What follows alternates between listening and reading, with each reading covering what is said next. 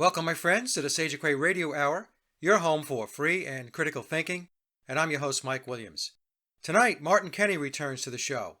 Martin will take us through his cosmic clock and calendar research, where he explains the cycles and ages of creation.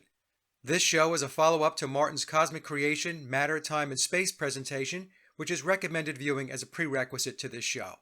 And so without further ado, here's Martin Kenny. Well, folks, Martin Kenny is back with us today, and this is part 2 of the video and the presentation that we have been promising. It's taken some time. Some technology upgrades has helped us tremendously in being able to pull this together. So I think everybody's going to enjoy this show. Martin's going to major on his work and his research that has to do with what he's referring to as the cosmic clock or cosmic calendar. And we will cover some other aspects, prerequisites, so that you can understand the cosmic clock and cosmic calendar a little better. We're not going to just jump in on you. We'll set the table a little bit. So with that, Martin, thank you so much for coming back. And I have the following topics that we're going to talk about. Let me know if I've got them right. We're going to do a quick overview of the electromagnetic cosmic egg universe. Then we're going to talk to the center of the Earth, which many may know as Mount Meru, Mount Olympus, and the Olympians. Then we'll get into the 4 physical earthly realms, the 4 solar systems, the 4 root races, and the sub-root races. And we will then get into the creation of the universe from the center. So these realms are birthed from the center of Earth, as you and I have discussed. Actually, I should say as you have taught me. Then we're going to talk about the cosmic wheel, which is what I referred to before as the cosmic clock or calendar. We're going to talk about the timeline in this realm, which is 6,000 years. And then we will wrap up the presentation with Martin giving us his perspectives and his ideas and thoughts about 2020 and beyond. So with that, Martin, I hope that's the right outline. Welcome back. Yeah, well put, Mike. Thank you for having me back. I know we've tried this a few times. I think this is the 3rd or 4th time we've tried recording this. Yep. But obviously the universe was saying it wasn't the right time for it. But I think it feels like the right time now. So I'm really excited to be doing this. Yeah, and the video is coming in crystal clear. So this is a very, very good thing.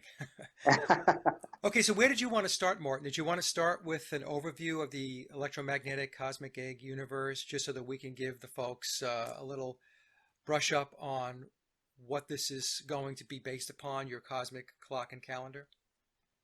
Yeah, so in a nutshell, or eggshell, obviously our Earth is a plane, flat and motionless, as many of you will know now. But it's not just in free space, obviously. It's not just floating in nothingness. There's a lot more to it. There's a lot more to creation. And when I did my research, I realized that there's something called electromagnetism. And this is what makes up all physical reality. And in fact, this is what God is. God is an energy. God is a force. So God is not a physical thing. God is an energy or a spirit, if you like. And that spirit could be translated in modern day terms as energy, frequency, light, sound. That is what the creator is, but intelligent, right? Not the way science teaches us that it's an inane force. It's actually an intelligent force. Right.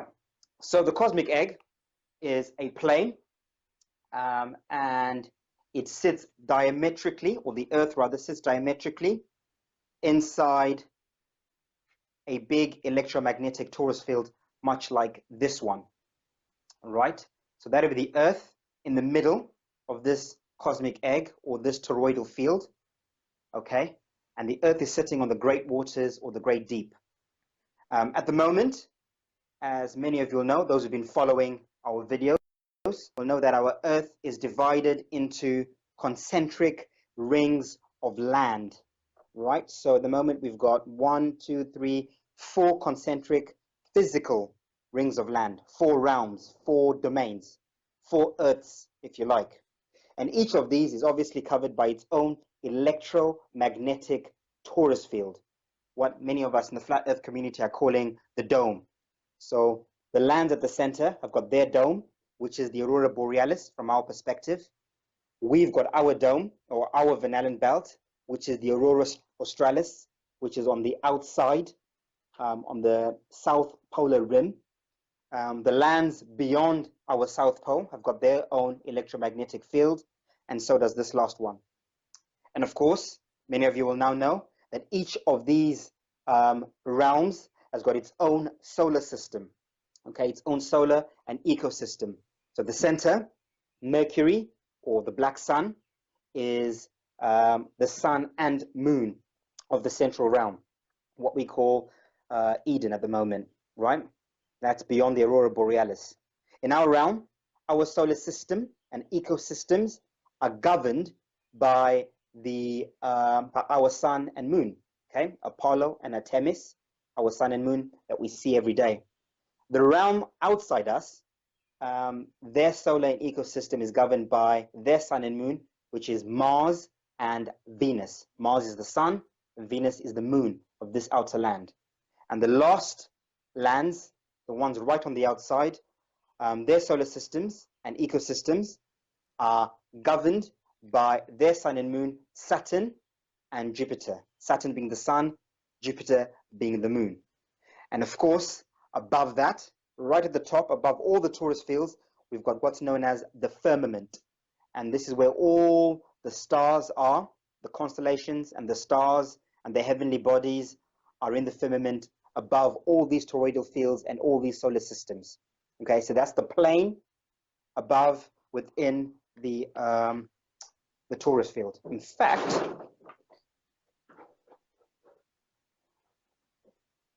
right, so very similar to this. So if that's the earth or the great deep and the earth is sitting on there, that will be the firmament above, right? So the firmament, Martin, would be the stars that we see at night. Absolutely, absolutely. I've got a bigger model over here, which I could show you on, okay? So what we have is we've got the earth plane, right? All the different concentric rings, that one, that one, that one, and the one right at the center. I've put a torus field on our one, so you can see that a bit clearly, right? That's our sun and our moon. Torus field above the central realm, okay? And then if I zoom out, you can see all the other celestial bodies, you know, Saturn, Jupiter, Mars, Venus, Sun, Moon, right? And then of course, right at the top, we've got our firmament, right? I'll turn on the lights in a bit so you can see the twinkling stars above us very clearly. I'll do that a bit later. Now, Martin, a question I have for you, and I know we've talked about this before, but so when NASA talks about Earth being a sphere, or Neil deGrasse Tyson would refer to it as an oblate spheroid, is it possible that what they're talking about is a construct of Earth which factors in the toroidal field around it? Absolutely. So like we've said from the beginning, you know, we're told a lot of half-truths, or as you taught me, the profane truths, is it? Profane truths? The profane, yes. Yep. Yeah.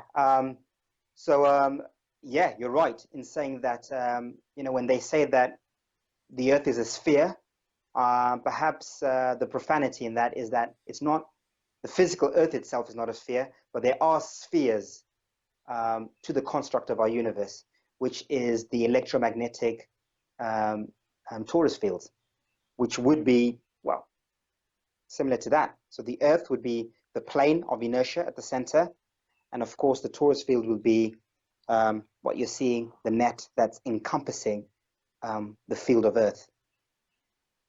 Okay, and so when they say that the Earth is rotating at 1,000 miles an hour at the equator, it's conceivable that what they're referring to is perhaps the movement of the toroidal field itself.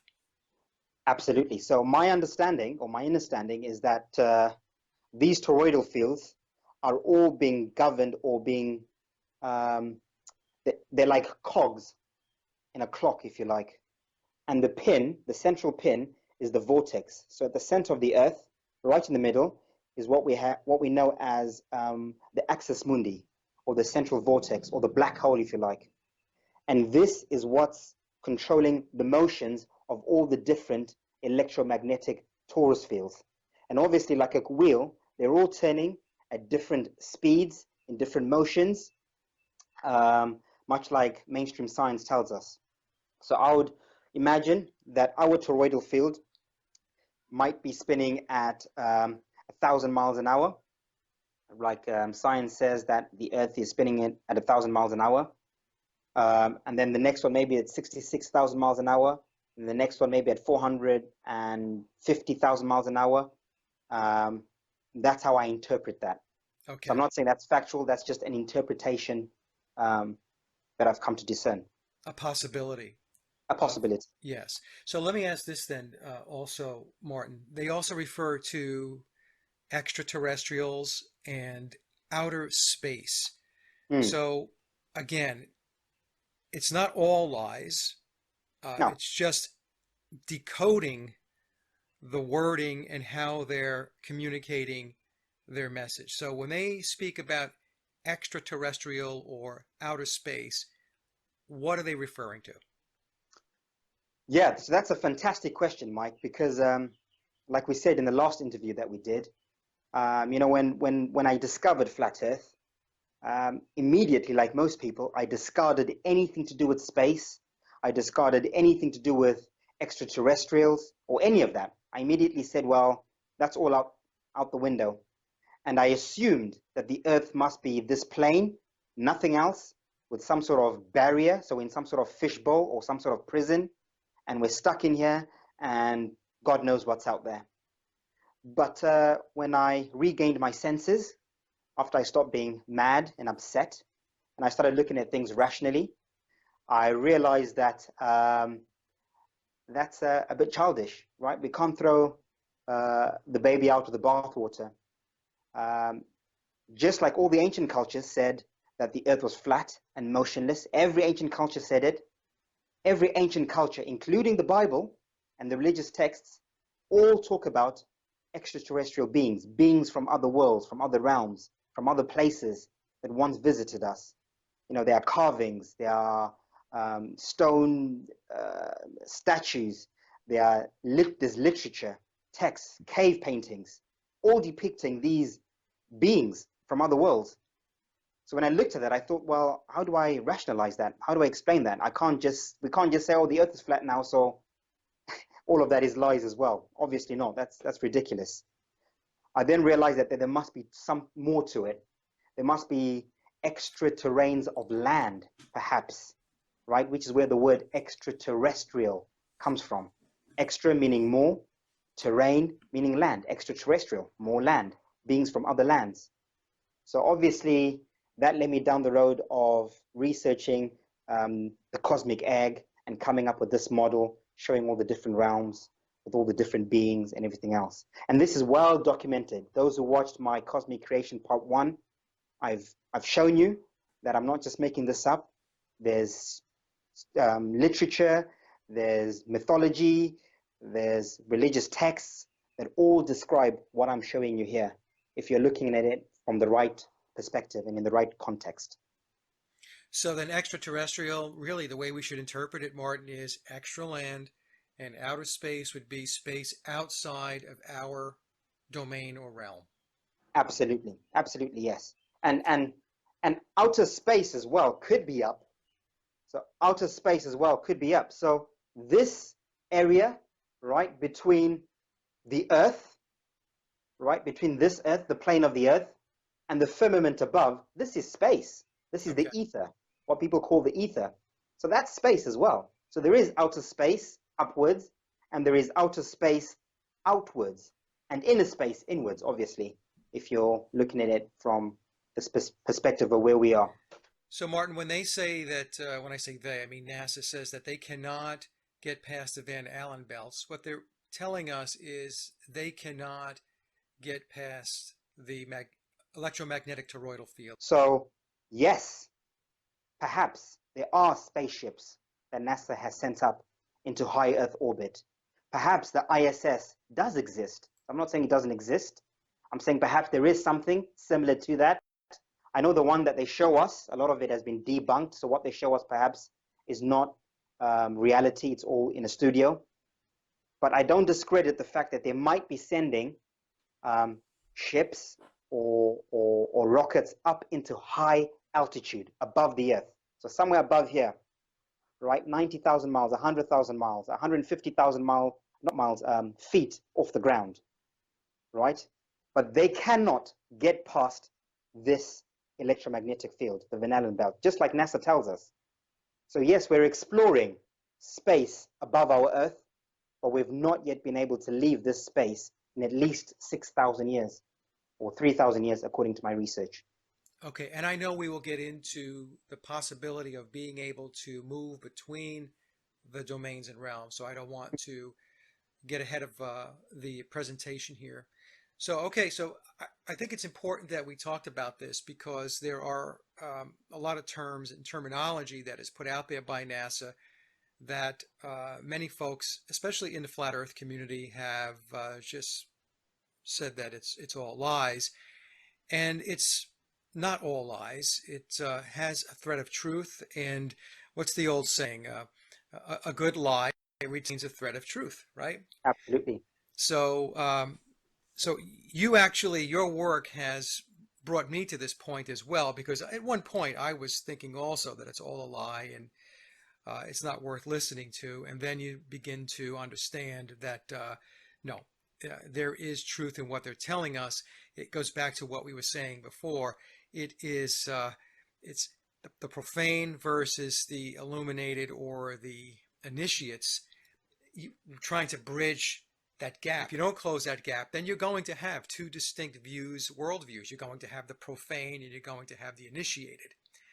And so your work is, again, is helping to close that gap. Okay, Martin, so where did you want to go next? Is there anything more to talk about with regard to an overview of your cosmic egg theory, or would you like to move to the center of the Earth? It's up to you. Yeah, I just want to close this sort of topic with a question that's been posed to me recently by a lot of flat earthers. A lot of them have said, well, you know, you're coming up with this theory, you're doing exactly the same thing that mainstream science has done, you're theorizing, there's no fact to any of this cosmic egg stuff, there's no fact to extraterrestrials of lands, there's no fact to any of this that you're preaching or you're saying. And a lot of people have attacked me that way, particularly within the religious circles, naturally. Interestingly enough, when you really break all of this down, as far as I know, there isn't a single photograph of the Earth, flat or ball. All of them are CGI. Every single image we've seen of the flat Earth is CGI, just like the ball, right? Right. There isn't any proof to prove any scientific evidence that's observable, testable, and repeatable, showing that there's a dome above us, or anything above us, for that matter, right? There isn't. There's theories from books like the Bible. The Bible is a theoretic book like any other science book. So is the Quran. So are the Vedic texts. Everything in our existence is theoretic.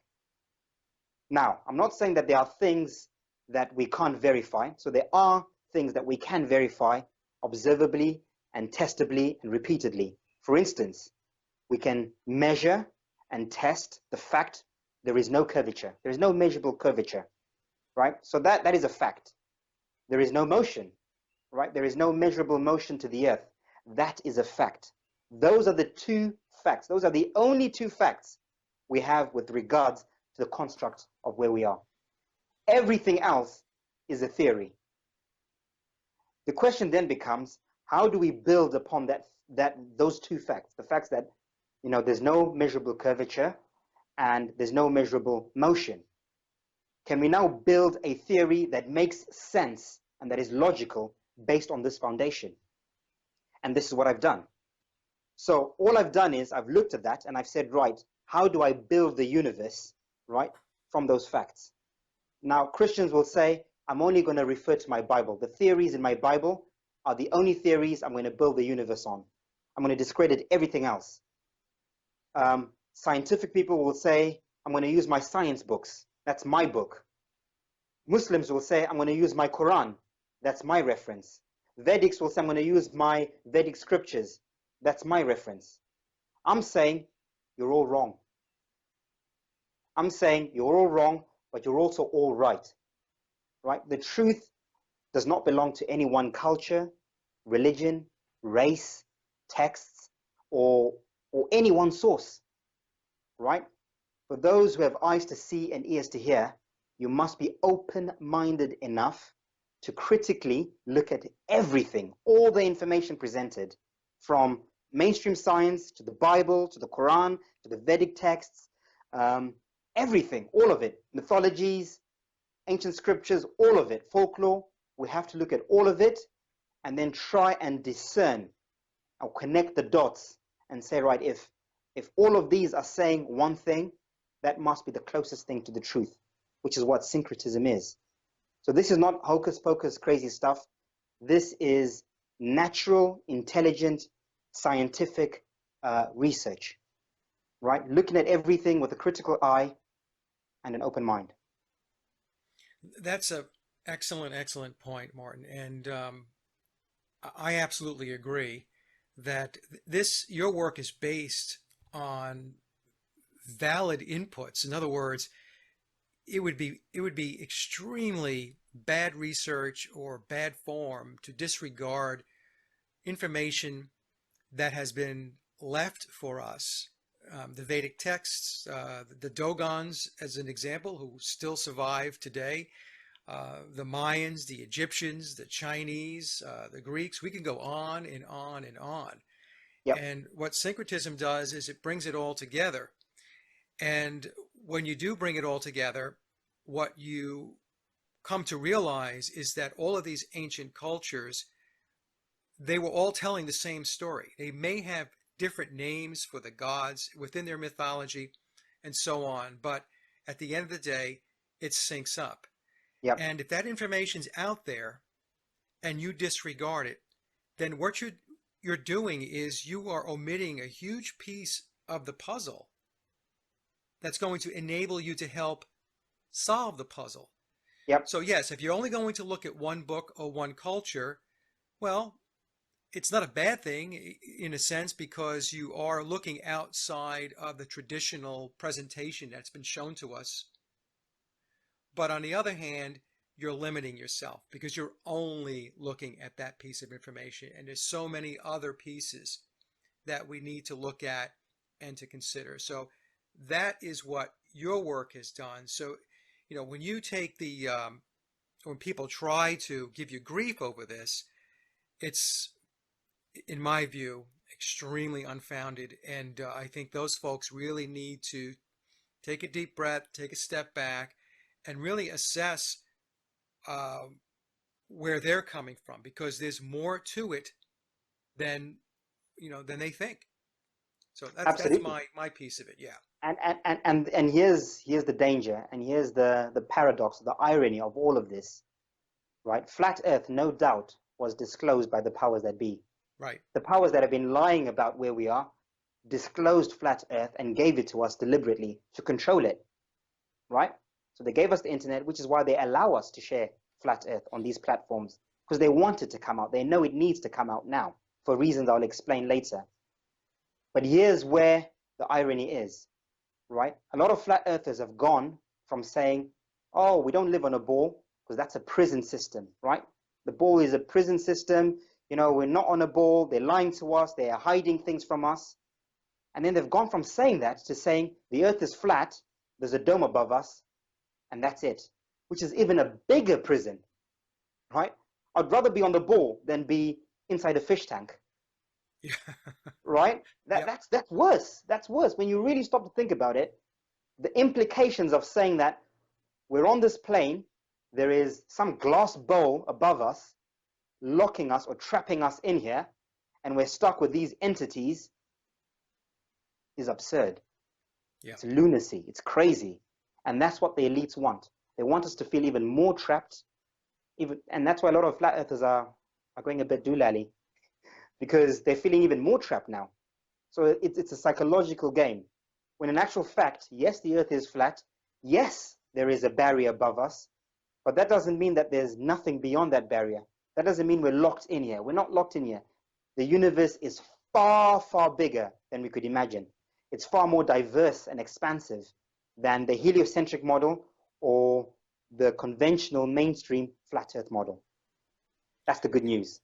Yeah, and that's the thing. It could be a psychological quandary for a lot of people, and it goes back to what we were just saying before.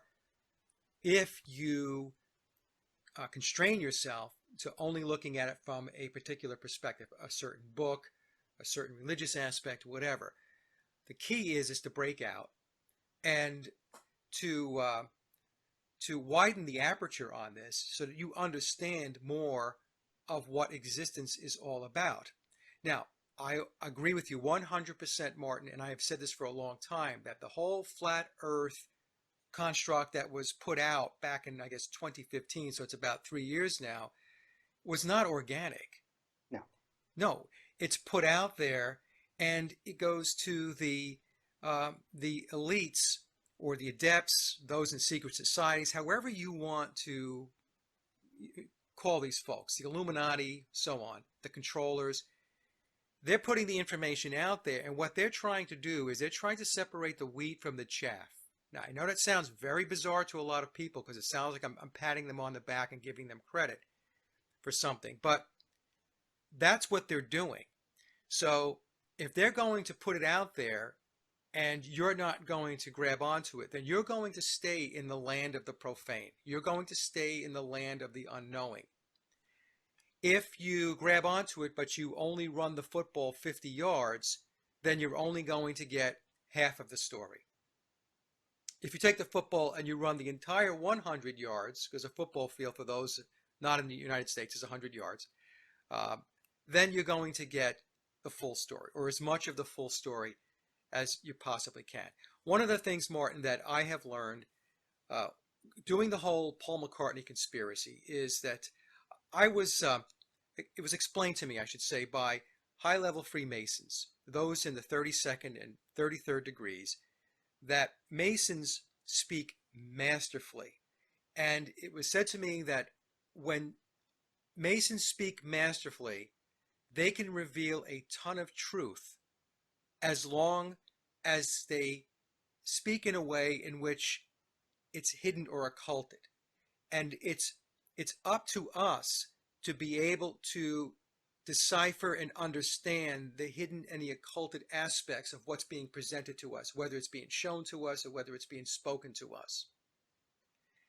And so what I see happening here, it's the same thing that I have seen happen when I do the McCartney conspiracy, because I had to learn this, okay? I didn't know anything about masterfully speaking and all that stuff from a Masonry perspective. It was explained to me, and I do trust the people that came to me and explained what it means, that the same thing is happening here. This is being masterfully communicated. So what that means, folks, is that it's hidden, but it's not. If you have to take a step back and you have to peel the layers of the onion back, and once you do that, you will get to the truth. So if they speak the truth, they can speak the truth, and they will, but it's not going to be overt. They're going to do it in a way, it's like a puzzle. It really is. Can you figure this puzzle out, boys and girls? That's Absolutely. how I look at this with regard to how the Masons and the secret societies, and they all flow up into the Illuminati, but I'll call them the controllers.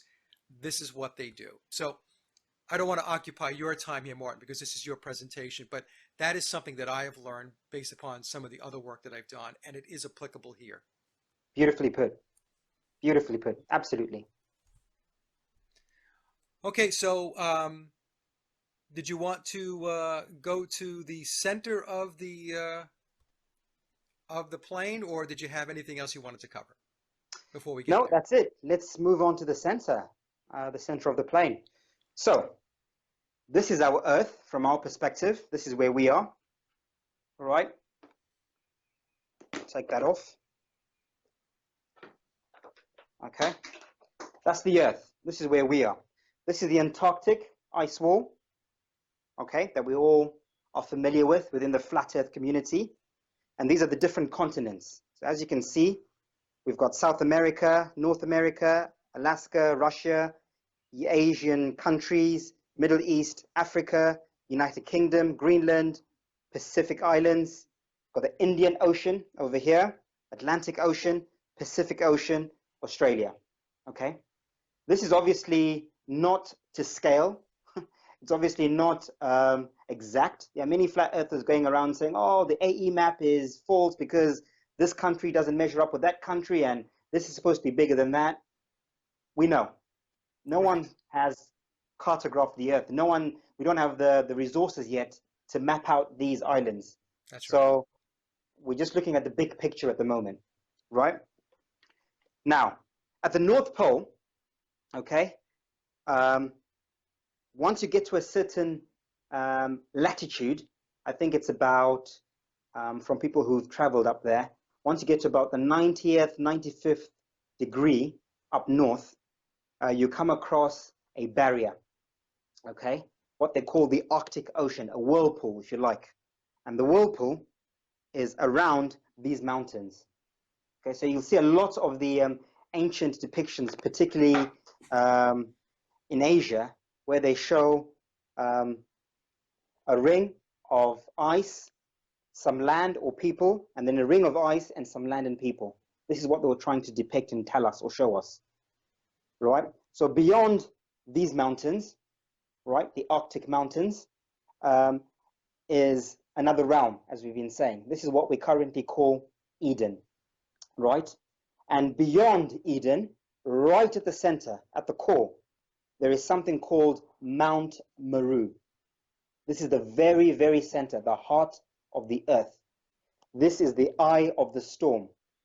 This is the navel. This is where everything began from. This is where everything spirals from, physically, consciously, spiritually, etc., etc. Everything is governed from Mount Meru or Mount Olympus, Mount Zion. You hear all these terms being thrown around in different religions and mythologies of this holy mountain or this tree of life, right? The tree of life at the center of the Garden of Eden. It's here, right? So I'm going to depict it as a torus field, something like that. Okay? So this vortex that you're seeing here, we'll call that Mount Meru, the tree of life, right? It is not necessarily a physical plane. It's not completely physical. It's said to be semi-ethereal. Okay, so half physical, half not. And the beings that live there, so there are beings that live there, just like there are beings that live in the other realms, which we'll talk about in a minute, are called the Polarians. This is pole position, right? This is where we get that term pole position from the pole, the center, right? And these Polarians who live at pole position are what the Abrahamic texts referred to as angels, right? We read about angels in the Bible, in the Torah, in the Quran. They talk about these angels, these higher beings. These are the Polarians. The Vedics call them Das avatars, right? The Das avatars, these higher beings of some sort from the center. In modern esoteric terms, you hear people talking about the Pleiadians, right? Pleiades, the Pleiadians. These are these beings, these Polarians at the center. They are the guardians of the galaxy. They are the master root race. Every single human or conscious humanoid or conscious being in existence in the universe began at pole position as a Polarian. That is where you begin your earthly race. Your earthly human race begins at the center as a Polarian. Okay? And then it ripples outwards, or your soul ripples outwards into the other realms, as I spoke about in my first video, the cosmic egg. Okay? So that's the realm at the center. Now, these beings, like I said, they're not completely physical. They do not have a skin pigmentation like the other races. They are semi-ethereal. Okay, in other words, they are half physical, half not. And they are sometimes described as being indigo bluish beings. So you see this in a lot of depictions, the blue beings or blue yeah, blue beings. You see it everywhere. Oh, This is like where that, Avatar. like Avatar, Yes. absolutely. Yeah. The Vedic texts, if you look at a lot of the Vedic art, there are always these blue beings in the background, or with normal colored beings, right? So you see brown beings, you see lighter beings, and then you see blue beings. They were trying to tell us about these Polarians at the center. Okay, Okay. and that's the center.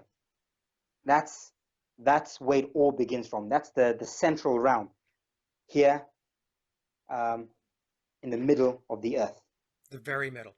the very middle. Okay. Got it. Right? Okay. Can I move on? Yep. I'll move on to the next realm. Beyond the Polarian realm, right? Beyond this Mount Meru, if you like, or Mount Olympus, beyond the Olympians, is the first current realm. This is what we modernly call the Garden of Eden. In modern terms, we call this the Garden of Eden, or Shambhala, or Hyperborea sometimes. This is the first realm outside the central axis. And this first realm, like we said, was birthed with its own solar system, which is Mercury. So Mercury is the inner sun.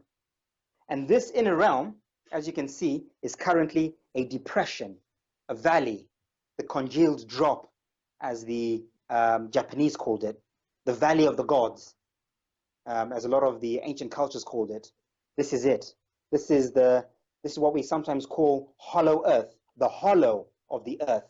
There, that is the hollow of the earth. The earth is a plane, but it has a hollow at the center, hollow earth. Okay. Now, the beings that live here are a different race of beings to us over here. So there are beings that live there, and they are physical beings just like us, although they are a different root race, right? So all the 4 different realms have got their own root races, okay, which I'll talk about in a minute. But for now, we're focusing on this one. And the root race of this realm are what are known as the Aryana, or the Aryans. Okay, so the Aryans are the beings that live in the current Garden of Eden. This is the Aryan realm, the realm of the center. And this realm was seeded about 6,000 years ago. I'll explain all that later on in the video. Right? Beyond that, on the outside where we are, this is our realm, this is our domain. So of course, they're covered with their own electromagnetic field. This will be the Aurora Borealis, the Taurus field, above the Aryan or the Ariana realm, okay? Separating them from us in this realm, okay? In our realm, of course, we've got our own Taurus field, and we, in terms of esoteric knowledge in the universe, are known as the Atlanteans. This is Atlantis. We are the Atlantean realm. We are the Atlantean beings here, where we are, all of us. Regardless of what you look like or sound like or where you're from, on this earth, we are all Atlanteans. Okay? Right? Beyond that, This is very interesting, Martin, because there are a lot of people trying to find Atlantis, and they believe it's a spot somewhere on Earth, but yeah, it is actually a realm, and we reside in it.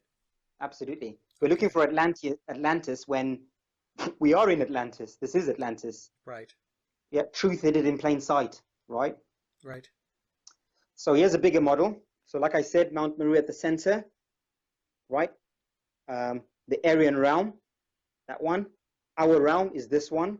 And of course, we've got our ice wall, the ice barrier, and a Taurus field, which is the Aurora Australis on the outside. And outside us, there is another realm, another domain, right? And this domain has got its own solar system, like I said, governed by Mars and Venus, right? Those are the suns and moons for these beings out here. And these beings are known as the Lemurians. These are the Lemurian beings on the outside of us. Sometimes in esoteric circles, they are referred to as the reptilians, right? We hear this word a lot, reptilians amongst us. We're being controlled by the reptilians. This is where it comes from, these Lemurians. Okay? These Aryans are sometimes referred to, but I'm just going to go back, as the gods. Right? You hear in a lot of scriptures the gods, or the fallen angels, or the Nephilim that came from heaven. These are the Aryans. Okay. The Ariana. That's where that terminology comes from. Okay? So these are the Lemurians, wrongfully known as the reptilians, or rightfully, I don't know. But that's the name that's been given to them, I suppose, over time. They've also got their own ice wall and their own electromagnetic field. And beyond that, in the Saturnian realm, the realm where Saturn and Jupiter are the luminaries, or the suns and moons, you've got the Hyperboreans. These are the Hyperborean beings, sometimes known as the Anunnaki. So you hear this a lot in a lot of scriptures or texts, ancient texts. The Anunnaki who once visited us, this is where they came from. These are the beings, the humanoid beings in this realm. Right? Now, over cyclical time, which I'll explain, these torus fields open and close. Certain things happen. We interact with one another. We lose track of one another. We are joined. We are lost over different ages, right? Which I'm going to explain.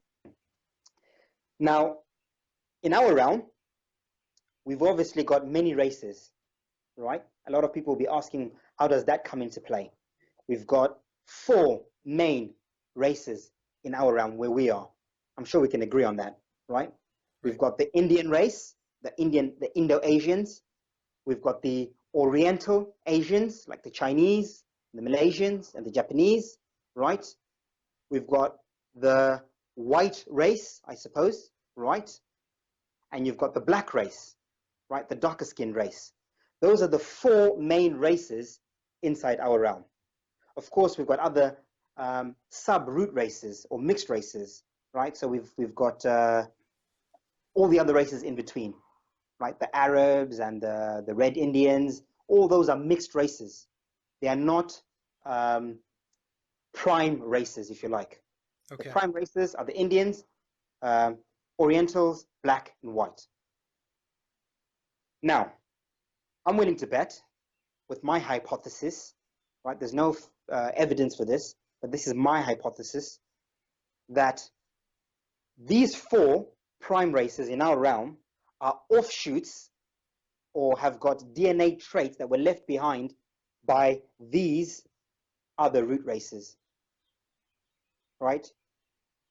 So these 4 sub-root races, I'm willing to bet if we went to this outer Hyperborean realm, this realm on the outside, which I think, which I know actually, and I'll explain to you in a minute, was the first realm of creation, the first root race to be created, and the first realm to be created. If you went there, or if you met one of these beings that lives there, I'm willing to bet you'd say, wow, I can see where black people get their traits from, right? I'm sure we'd see some similarities, perhaps the pigmentation of these beings, perhaps the hair, the nose, the eyes, the ears, the face, the body structure, right? You'd say, I see where black people in this realm, like myself, I see where they get their physical, I have to emphasize that, their physical traits from, right? So somehow these beings, at some stage in the past, came to us, they seeded some of their DNA amongst the beings that lived here and left a little bit of themselves, which is what we now know as the black race. Okay? I'm willing to bet if we went to this next realm, the Lemurians, and we met them, these reptilians would say, I see where the Oriental Asians get their traits from. Right? I'm willing to bet Oriental Asians look very similar to these Lemurians. Right? That might be why with the Asians we see the dragon motif. The dragon motif, reptilian, right? There's so much dragon depiction within the Oriental races, because that was left behind by these Lemurian races. You can also see where you get that derogatory, which is racist, I think, term of reptilian, right? Oriental Asian people have, the squint eyes, right? Which could be interpreted as like a snake, like a reptile, right? Reptiles generally have that, which is where that word comes from, right? So these beings probably look very similar to the Oriental beings that live in this realm. I'm willing to bet if we went to the center, the current Eden, and we met one of these Ariana beings, the Aryans, would say, I see where white people get their traits from, right? I see where the white beings of this realm get their looks from, their skin pigmentation, their eye color, their hair, all of that has been seeded by these Aryans, these Arianas at the center, right? The Indo-Asians, the Vedics, the Indians, right? The Indian cultures, that pigmentation, that physical body structure, or those physical bodily traits are the original Atlantean prototype, if you like. So when this realm was created, the Atlantean root race, or the Atlantean original body, was the Vedic Indians. Very interesting, Martin. Now, I know we'll get into this about how it's possible that the different races can traverse the different domains or realms. But as you're speaking, I'm thinking to myself, they keep talking about colonizing Mars, going to Mars. So, to me, and I know you and I have talked about this, is what they're really saying is that they're going to, or they believe they have figured out a way to make it to the next ring. Absolutely. To head over to the next ring where Mars is actually the sun. Yes. Venus is the moon, right? Yep. So when they say they're going to colonize Mars, what they're saying is they're going to colonize that part of that particular ring where Mars is the sun. Absolutely. Right. And I don't want to get ahead of us here, and but that thought came to mind. I just wanted to put that out there for the audience, and Martin will explain what exactly that means. And he had mentioned before that these toroidal fields during certain periods have alignments where that ability to go in between domains or realms is possible. Yep, absolutely. I'll get into the nitty-gritties of that in a moment. Okay. But you're absolutely right in saying that there's all the sudden talk about a space force being needed, right? Trump says we've reached a stage where we need a space force militarily and for other reasons, right? So those were Trump's words. There's this push to go and colonize Mars, right? To go invade Mars, to go to Mars, right? This is this outer realm. Well, it also would explain their preoccupation with sending quote unquote probes out to Saturn, Saturn's rings. So again, this is just me thinking. They seem to be very, very focused on the suns. So Saturn would be the sun in the outer ring. Mars would be the sun in the ring before that. So it seems like they that's where they want to spend their time. They're referring to the suns. Absolutely. And ours is Apollo. Yes. Right? So if you wanted to go to our part of the Earth or go nowhere, you'd call it the Apollo missions, wouldn't you? Like you pointed out in one of our earlier videos, right? So when they say these are the Apollo missions, basically we didn't go anywhere because Apollo is our sun, it's our realm. So that's the code behind that one, as you pointed out before. Yeah. Well, this is very good. Like I said, Martin, you're closing the gap here. So hopefully, folks, you're getting this and it's making sense to you. It made a lot of sense to me when Martin first did his work and I caught on. So it's very exciting stuff, Martin. Very exciting. Absolutely. It's also interesting how they say Mercury is the most elusive of all the planets, right? It's the one that they can't quite figure out. They can't quite always see it. It's very elusive, right? Yeah. It's the inner planet.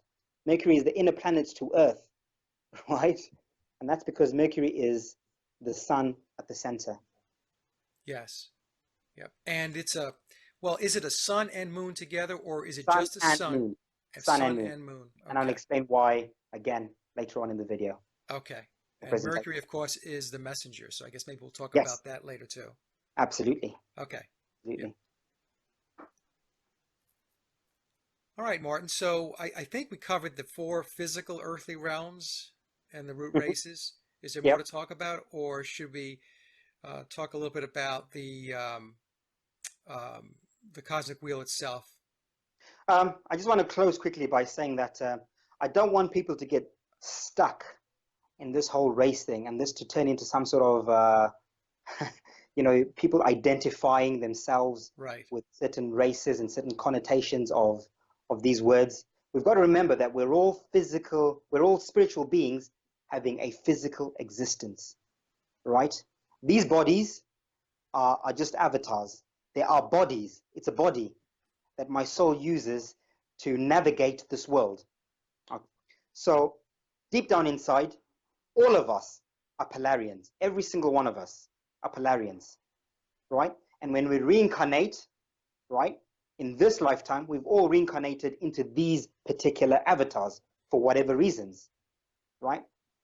So, personally, I don't identify as just being a black man. That is not me. That is the avatar or the body that I'm using in this realm, at this time, in this moment. So I'm not related to the Hyperboreans or the Lemurians or the Aryans or any of those. I'm a Polarian at core. That is my soul, as is anyone who's conscious and watching this right now. Right? These are just bodies. We've all most probably been all the different sub-races. I've probably been white in a past life. I've probably been Chinese in a past life, Indian, right? I've been all the races in past lives, as is the prescription of experience, right? The meaning of life is experience, learn, grow, move on. So you've got to experience the variety of existence in order for you to learn something and grow and move on, right? So let's not get stuck in this paradigm of relating to your physical being, because that is not who we are. We are spiritual beings. These are just avatars.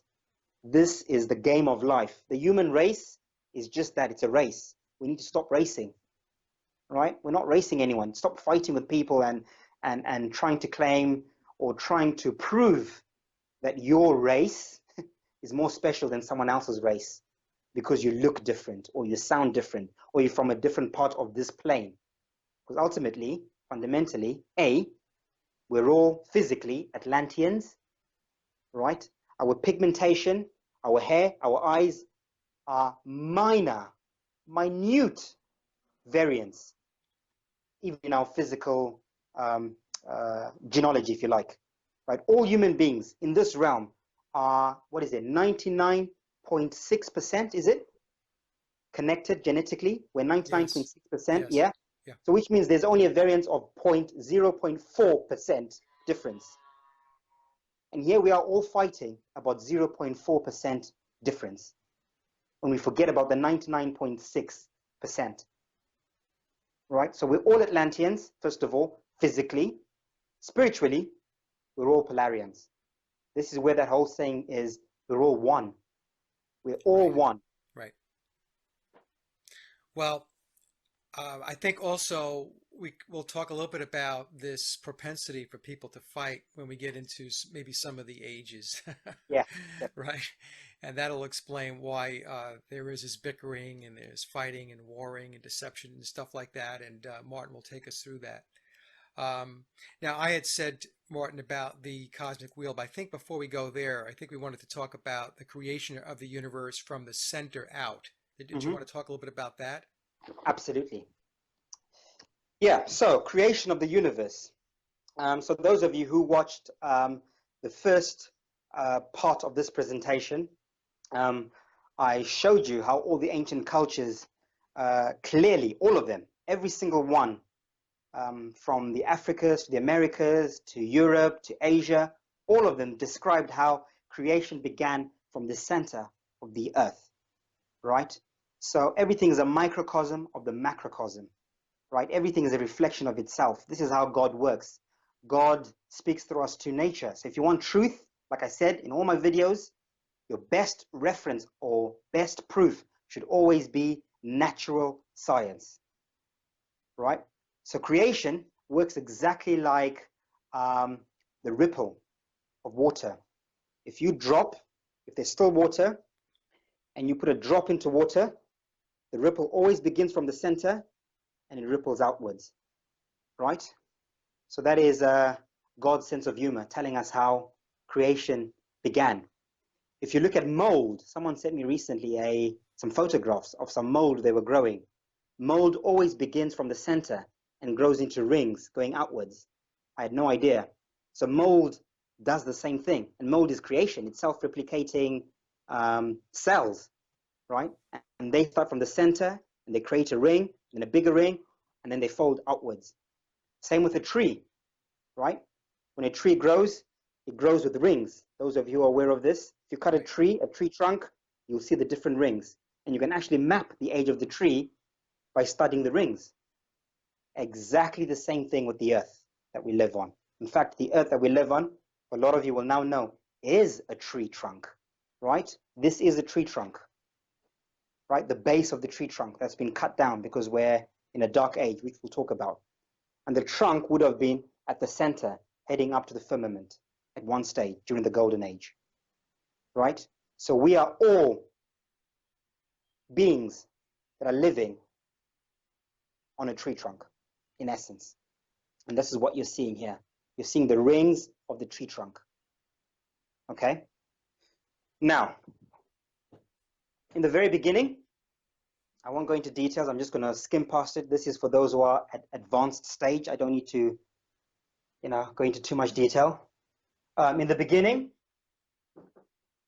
pole position, right, in the universe. The universe was empty, if you like. There was nothing. Just the great waters, as all the cultures talked about, right? And on here, on the great waters, the gods, the angels, the spirit beings, the Polarians, us, if you like, we decided to create land, or a playing field, if you like, right? This was the beginning of creation. And this would have been the beginning of the tree of life, or the actual tree of life within the universe. Okay?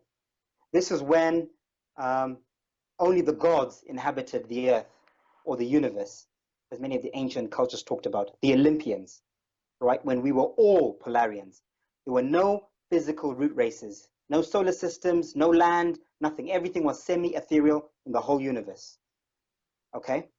And these Polarians, these spirits, we had come down from the firmament, if you like, to inhabit this plane of existence, decided, right, we need to create our first realm, our first experiment, if you like, of existence, our first game for the first race of beings to experience, right? So they created the very first realm, very first land, right? And this very first land is what we would call Hyperborea. This was the very first Garden of Eden. Okay, so this is the tree of life, still there, right? Mount Meru, where the Polarians live, pole position. Okay, and they pushed, basically birthed out from the tree of life land, or the first ring of the tree. And this was the Hyperborean realm. This is the very first Garden of Eden. Okay, these Polarians, some of these Polarians, then incarnated into an avatar called the Hyperborean avatar, or body of beings, right, to play this game out here. And of course, with the creation of this first realm was the creation of the very first solar system, which would have been Saturn and Jupiter, which is why Saturn is known as Father Time, because this is when time began, physical time. Father Chronos, time. Time began with Saturn, right, in the Hyperborean realm. Jupiter is known as Mother Rhea. Rhea is the root word of area. This is when area was created, land, right? So Saturn and Jupiter, time and area. Space and time is created. And matter. Matter being the beings and everything else that live in this realm. Okay, is that making sense? It makes perfect sense to me, yeah. Right. Now, when a realm is birthed or pushed out from the center outwards, It is birthed with its own solar system, like I said. But this solar system always starts as one at the center. So in the beginning, Saturn and Jupiter were one entity. Okay? Androgynous. This is because the moons are responsible for reincarnation, right? For the reseeding of beings. When a realm is in the Eden stage, there is no death. Right? These beings live for a very long time. I don't think they die personally, which is why there's no need for a moon. The sun and moon are one. Okay? Okay. It's only when a realm is pushed away from the Garden of Eden, outward. That pushing away is what also creates the dualistic nature of our solar system. The sun and moon separate. Right? We hear this in ancient cultures where they say there was a time when the moon didn't exist. There was a time when it was only the sun. That is where that mythology comes from. So birthing out from the center, Martin, and then after a period of time, and I know we'll get into the timeline, then what happens is that particular concentric ring or that realm moves out.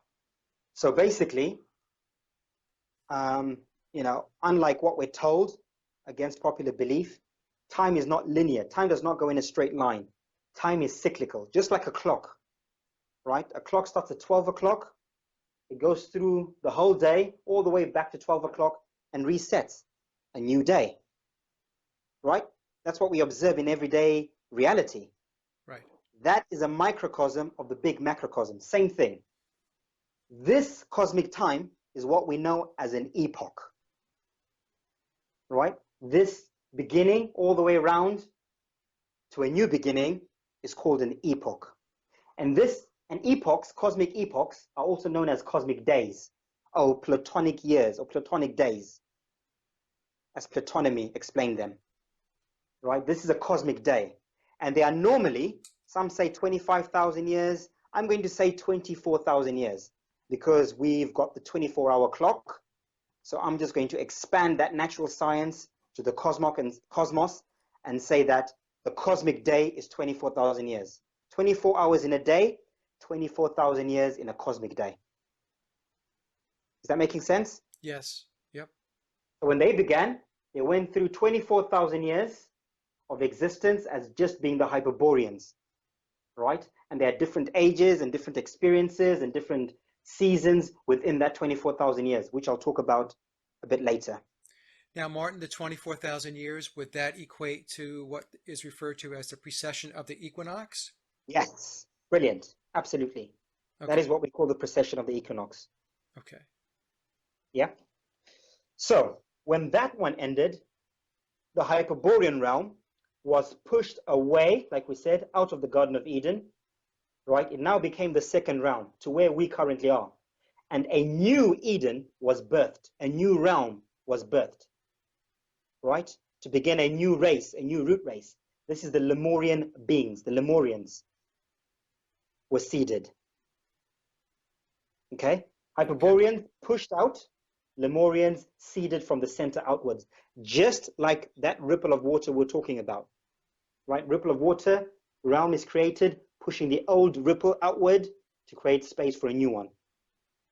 This is what you call a pole shift. When people talk about a pole shift happening, this change or this creation of a new realm, a new root race, is when we have a pole shift. So every 24,000 years, every change of precession of the equinox, a pole shift happens, creating a new realm, new root race, a new day, etc., etc. Okay, so here's another example of mainstream science terminology. Yes, Pole absolutely. shifts and what it really means. Yep, absolutely. So these Polarians, some of them, of course, had now incarnated as Hyperboreans. Some of them are now incarnating as Lemurians to experience this epoch or this round or this realm, if you like, over time. Right? So again, once again, time continues. So when it hit the meridian, when this was created, time reset once again, went all the way around, right? When it got back to the precession or the axis mundi or the meridian, sorry, a new realm was seeded. Once again, history repeats itself. There's nothing new under the sun. Okay? By the way, before I move on, again, when this Lemurian realm was at the center, Venus and Mars were one entity. Right? This was now the Garden of Eden. Saturn and Jupiter had now separated. Now we've got death. We've now got duality because this realm is away from the center. Right? They are now experiencing true duality. They are now away from the godly realm, if you like, the Polarian realm. Right? They're now on their own. You're mature enough to look after yourselves and experience for yourselves your own cycle of life and determine your own fate and your own what's the word? Your own reality, if you like. Yeah. Okay. Now, Martin, this would also, I think, explain when they talk about the, we'll take a look, well, we'll use our realm as an example, where science says that the continents have changed in size and shape and configuration. I guess configuration is a better word to use. And that would be because we have this moving out from the center, and if that's going to happen, then things are going to shift around, right? Absolutely. Absolutely. The earth is constantly, the earth, like a tree, because it is a tree, is a living organism. It's growing, constantly growing. This is what creates our natural, I'm going to say natural, earthquakes, the sinkholes that we're seeing. A lot of these natural things that happen to the earth, the cracks that appear all over the earth, that is testament to the fact that the earth is a living organism. It's constantly expanding. Again, a play on words. Mainstream science tells us that we live in an expanding universe, right? The universe is constantly expanding. Yes, it is, and so is the earth, right? Our consciousness expands, the earth expands, everything's always expanding, right? Everything has to expand and grow and move forward. If it didn't, it would stagnate and die. Always growth. So the ever expanding universe is their way of telling us that there's this expansion from the center. Is the center considered the singularity, by the way? I meant to ask that before. In mainstream science, they say the Big Bang happened at the center of the universe and everything rippled outwards, creating all the different planets, blah, blah, blah, blah, blah, blah. So again, you can see the hidden truth there. Everything did begin at the center of the flat earth realm and of the cosmic egg universe. Okay. There's some truth there, expanding outwards, constantly expanding. Okay? Okay. So, again, after that epoch ended, we now had the third epoch, the third birthing of the third root race, right? The third realm. This is the third Garden of Eden, the Atlantean epoch. The Atlantean realm was seeded, right? Again, the Polarians, some of them incarnated as Atlanteans to experience life as an Atlantean, right? Now, where were the Aryans here, Martin? Where were the Aryans? Aryans were not yet created. Oh, I got it. Okay. Right? Okay. So the Aryan root race has not yet been created. So this is the Atlantean root race. Okay? Mm-hmm. So the Atlanteans had their sun and moon, which is our sun and moon. They were one, like we said, during this Garden of Eden period. This is when this realm was at the center, around Mount Meru. This is when we were known as Atlantis. Right? We were the crater continent at the center. Or maybe not crater, we were the mountain at the center. And then something happened to create a crater. And this is the sinking of Atlantis. Okay. Okay? So when they speak about Atlantis, what we're really saying is it's that time when the Atlanteans were the Garden of Eden. Absolutely. Absolutely. So when they say the Atlantean era that was amazing, and these Atlantean beings with the height, they were the masters of the universe. They were the most advanced race of beings on the universe because they were at the center during the last epoch. Okay. So they would have been, obviously. And this also reminds me of the story of Adam and Eve being kicked out of the Garden of Eden. So that sounds to Absolutely. me that maybe what that means is the 24,000 years were up, Yep. and the Atlanteans moved out to the next ring because the Aryans Yep. were created. I know we'll get into the Aryans, but okay. So Brilliant. I that was my thought. So I'm tracking okay here. Brilliantly put, Mike. Excellently put. That is exactly what that allegory is.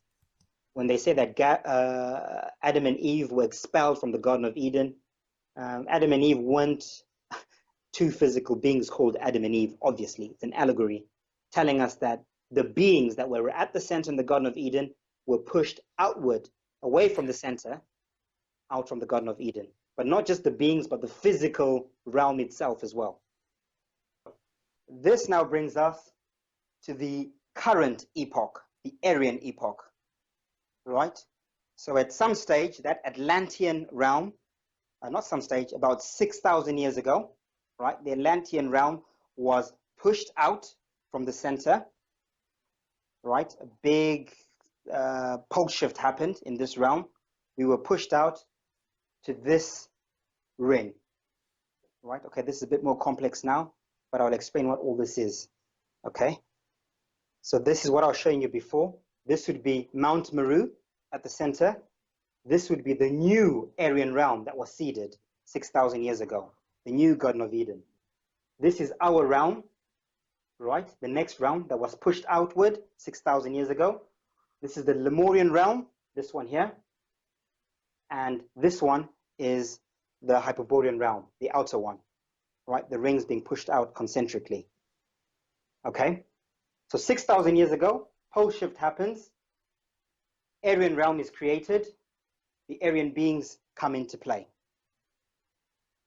Okay? So right now, we are in the fourth epoch. Right? And this fourth epoch is known as the Aryan epoch. This is where we are. Okay. Okay? Yep. Right. Let's now get into the meat and bones of what an epoch is, or how these cosmic epochs work, rather. Let's start from the center. So everything always begins at the center, the Polarian realm, the yin and yang, where everything is balanced, where the gods live, Mount Olympus, right? Where the Olympians are, the angels, okay? This realm, the next realm, the Aryan realm, is divided, or the time, or this 24,000 cycle is divided into four. Just like our everyday clock is also divided into four. 12 o'clock, 3 o'clock, 6 o'clock, 9 o'clock. Okay?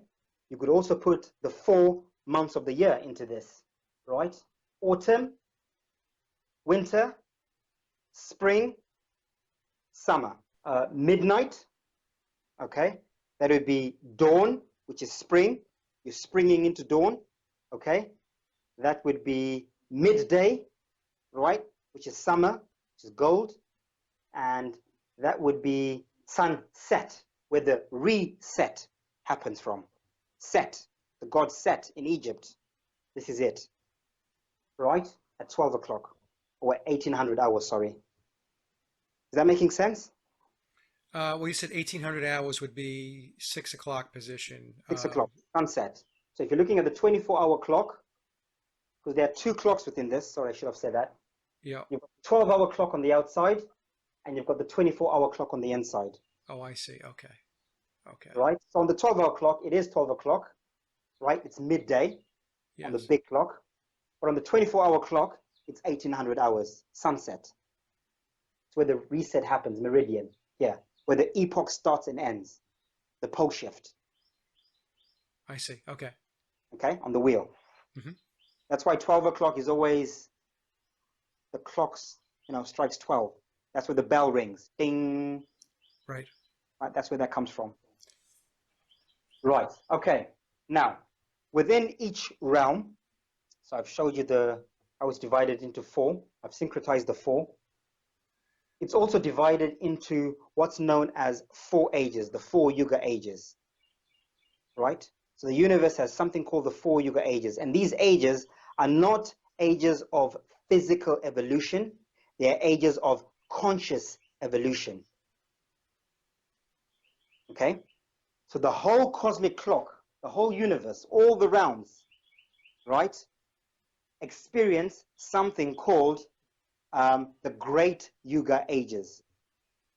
The Yuga Ages are the Golden Age, the Silver Age, the Bronze Age, and the Iron Age. And of course, I'm sure you can discern the Iron Age is when our consciousness is at the lowest, collectively. And then it slowly ascends into the Bronze Age, then into the Silver Age, and finally into the Gold Age. And then we have a reset back to Iron Age, and the cycle or the clock continues to turn. So when it goes from gold, it drops right into the Iron Age, Martin. So Absolutely. there's no smooth transition. It just, boom, No. drops into No. iron. Absolutely. Okay. So, in the whole universe, on the whole cosmic clock, the whole 24,000 years, in all the universes, when we have our reset at sunset, right, the first 6,000 years, the whole universe is in universal Iron Age. Right? Everyone is in the Iron Age, cosmic Iron Age. When it hits the 24-hour mark, right, we then start to ascend into, or we shift, rather, not ascend, we shift into the cosmic Bronze Age for another 6,000 years. Right? 12 o'clock to 3 o'clock, Iron Age, 3 o'clock to 6 o'clock, Bronze Age, 6 o'clock to 9 o'clock, we get into the Silver Age, and then 9 o'clock back to 12 o'clock, we're in the Golden Age. Okay. And then reset, pole shift. We start again. New realm is birthed, Iron Age, Bronze Age, Silver Age, Golden Age. And that is the clock of time. That is So the within cycle. I'm sorry, Martin. So within the macro ages, I'll call them the macro ages that you Yeah. just described, underneath that, there are ages which are subsets of the overall age? So that's what I'm going to get into next. Okay, Right. okay. So those are the grand Yuga ages, the big macro ages, if you like, that all the realms experience simultaneously. Now, there's also something called the small Yuga ages, the small cycles, that each realm experiences individually. Okay? So those four ages, the gold, silver, bronze, and iron, are experienced by each realm individually as well. For instance, right, when this epoch began, this Aryan epoch, 6,000 years ago here, the Aryans began with the Iron Age at reset. Right, they had to begin with the Iron Age, like we said. Right, so that was the first age they experienced when they were created. This is the story we're told of Avatar. Right, when these beings were near the tree of life, were invaded and destroyed by the outer beings, by the outside beings. That's the story that Avatar is trying to tell us. Okay. Plain sight. All right. Because they were in the Iron Age, these Aryans. Right? But over time, they started to slowly ascend.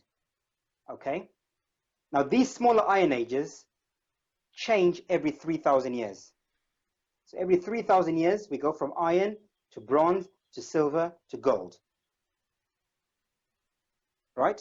So the small Yuga ages are 3,000 years long each. So the first 3,000 years of this epoch, the Aryans were in the Iron Age. After 3,000 years, they shifted into their Bronze Age. Right? And this is where they've been for the last 3,000 years. Because this is where we are now. We're here. Can you see it? Yep, I can see it.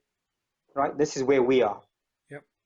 Interestingly, mainstream tells us that there is something called doomsday clock. Right? And in January this year, they moved the clock to 2 minutes to midnight.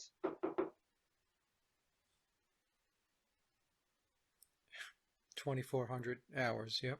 Right? So they're telling us we're 2 minutes away from midnight. Okay? This is where we are. We're here. 2,400 hours on the 24-hour clock, 3 o'clock on the 12-hour clock. We're about to shift. we're in the winter. Right? This is why we're all so lost and confused and don't know what's happening. Our consciousness is so low because within the universe, we're in the winter at the moment.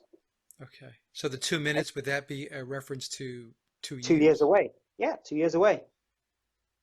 We're 2 years away from midnight. I see. Okay. So obviously midnight being 2020, according to my calculations and my theory. Okay. Okay. So this would be our realm.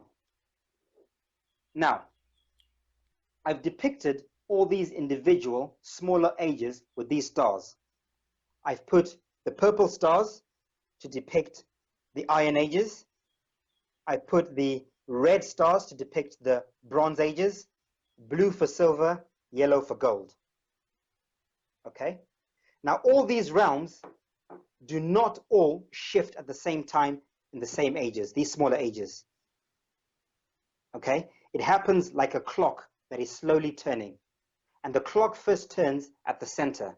So the central realm is the one that experiences the first cycle of time in that epoch.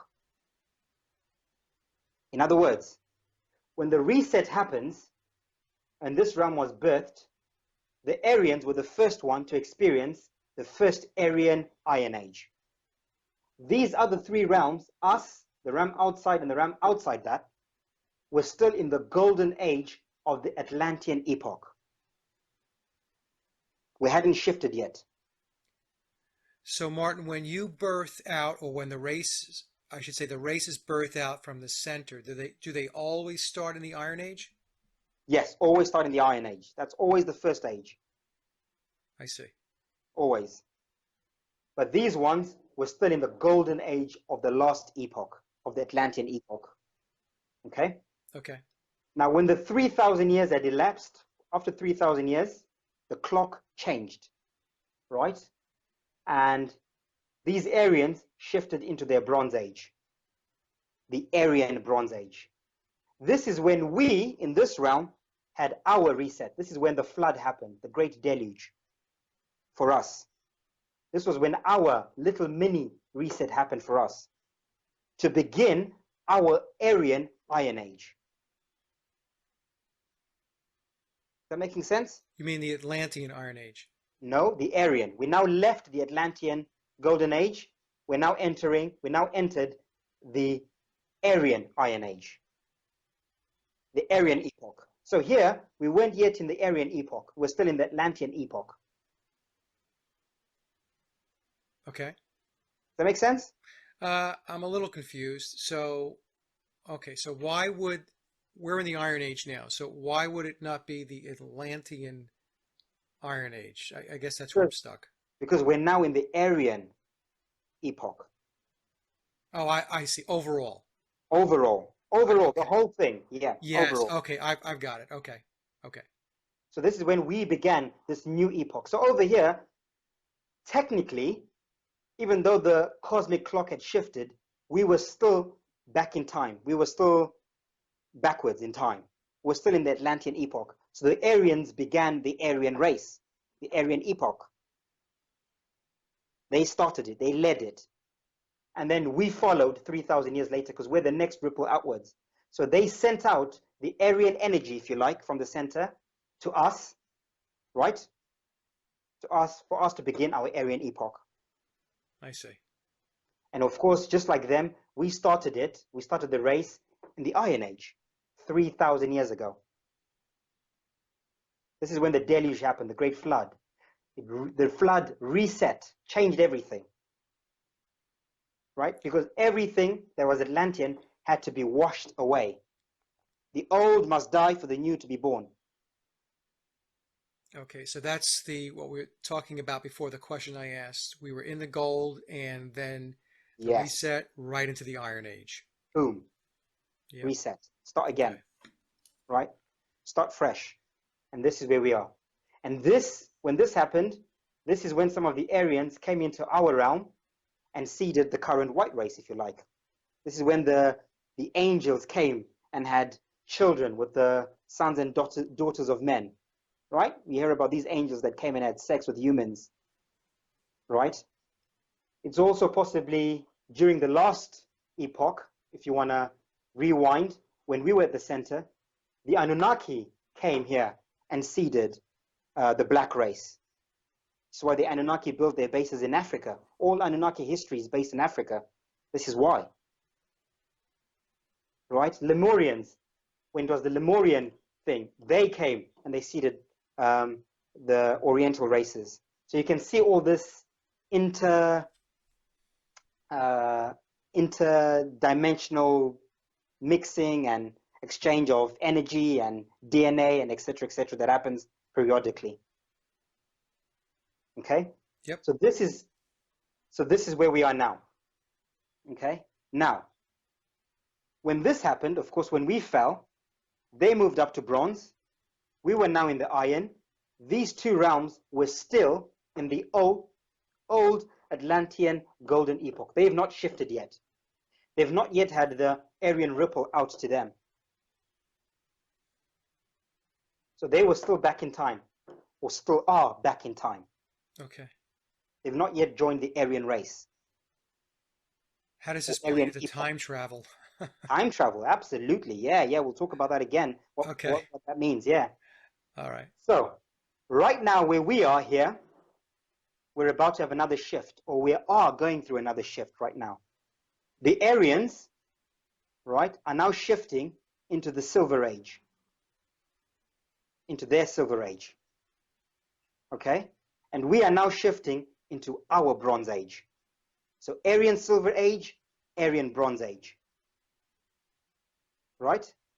Yep. These beings on the outside, of course, what's going to happen to them? What's happening to them? Reset. The Lemurians will shift down to iron. Iron, right? Reset. History repeats itself. Mm-hmm. So they're now having their reset. When I did this wheel, something struck me. I remembered something and I was like, wow, that explains it. Do you remember in 2015 when we heard those crazy sounds in the skies all over the world? Yes. Right? And people were saying, what the hell is that? It sounded like some sort of metal or something was crashing or cracking or breaking in the skies, right? Right. And no one knew what it was. All over the world, we're hearing these sounds. People were recording these sounds. I think these Aryans were having their reset. This was the apocalypse happening out here, physical apocalypse. Resetting from gold to iron. They were having their flood, their whatever, catastrophe to reset them, wipe out, start again. Okay, so what we were hearing, what was being recorded, was an event that was taking place outside of our ring. I absolutely think so, yes. Yeah. Yes, because no one has given an explanation yet. I'm giving an explanation now. I'm saying I think that's what it was. Okay? And it's sinking in with my clock. Anyway. Yeah. However, this Saturnian realm, the Hyperborean realm, they've still obviously got one more gold age to go, one more Atlantean gold age to go. So Saturn will rule for another 3,000 years. Hyperborean realm. Not rule, but they'll still be in the golden age. They have not yet joined the Aryan age. I see. So this is exactly like a water droplet hitting a body of water, where it moves out. It's not all happening simultaneously. There is a delay in the shift. Okay. Absolutely. All right. You can also see, if you map out these stars, you can see the Fibonacci sequence. Yes. Right? Look at all the iron ages, the spiral, the golden spiral, bronze ages, silver ages, golden ages. You can see the spiral going all the way around. Yep. So vortex mathematics, Fibonacci sequence, golden ratio, everything can be mapped to this calendar and this clock. All of it. Okay? You can see how that's all playing out. So this is where we are now. Now, within these ages, so we've now said they're the small ages, iron, bronze, silver, gold. There are 8 of these in each epoch. So within this epoch, each of these realms will go through 8 of these individual Yuga ages. 8, of course, is the infinity loop, right? This is Yes. where this, 8 is the beginning and the end. This is that infinity. That's why they're 8. So 3,000 years each, 8 of them. Then you have the reset in the ninth one. 9 is the end. And the gold age, according to your clock here, is where we spend the most time. Absolutely. So when these next 3,000 years elapse, this realm will now go into the new Aryan Golden Age. They will begin the Aryan Golden Age at the center. And then eventually that Golden Age will spiral outwards to all the other realms. Okay? Now, just like our seasons, right? Macrocosm of the microcosm. If you look at the 12 months in a year, right? How many months do we go without any sun? How many days? Not much, right? Right. How many months do we go where it's autumn? Not many. A month or two, right? Same with spring. The sun is present all throughout the year, pretty much. Or most of the year, the sun is present. Is that fair to say? Yep. So that's a macrocosm of the microcosm. So the same thing in the universe. We have more golden ages than we have these other ages. So golden age is the predominant one. Well, that's good news. That's good news, absolutely. So the ages of darkness are not that many. We've only got to endure fewer years of darkness than we do the brighter years, if you like. Okay, there's more sunshine in the universe than there is darkness, for sure. Okay? Okay. So as you can see, if you map it out, eventually gold age there, and then we will go into our golden age, and then they will go into the golden age, they will go into the golden age. And when these ages meet up, these torus fields disappear completely. So over here, every 3,000 years, the torus fields are opening and closing, which I'll explain in a minute. Okay. As I've explained, torus fields open up over here, exchange of energy, blah, blah, blah. Torus fields close up again. All the individual realms get on with it. Over here, torus fields open up again, same thing happens.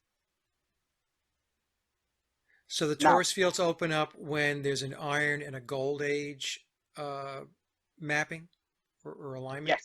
Yes. When there's an iron, when there's a Yuga age alignment, the torus fields open up.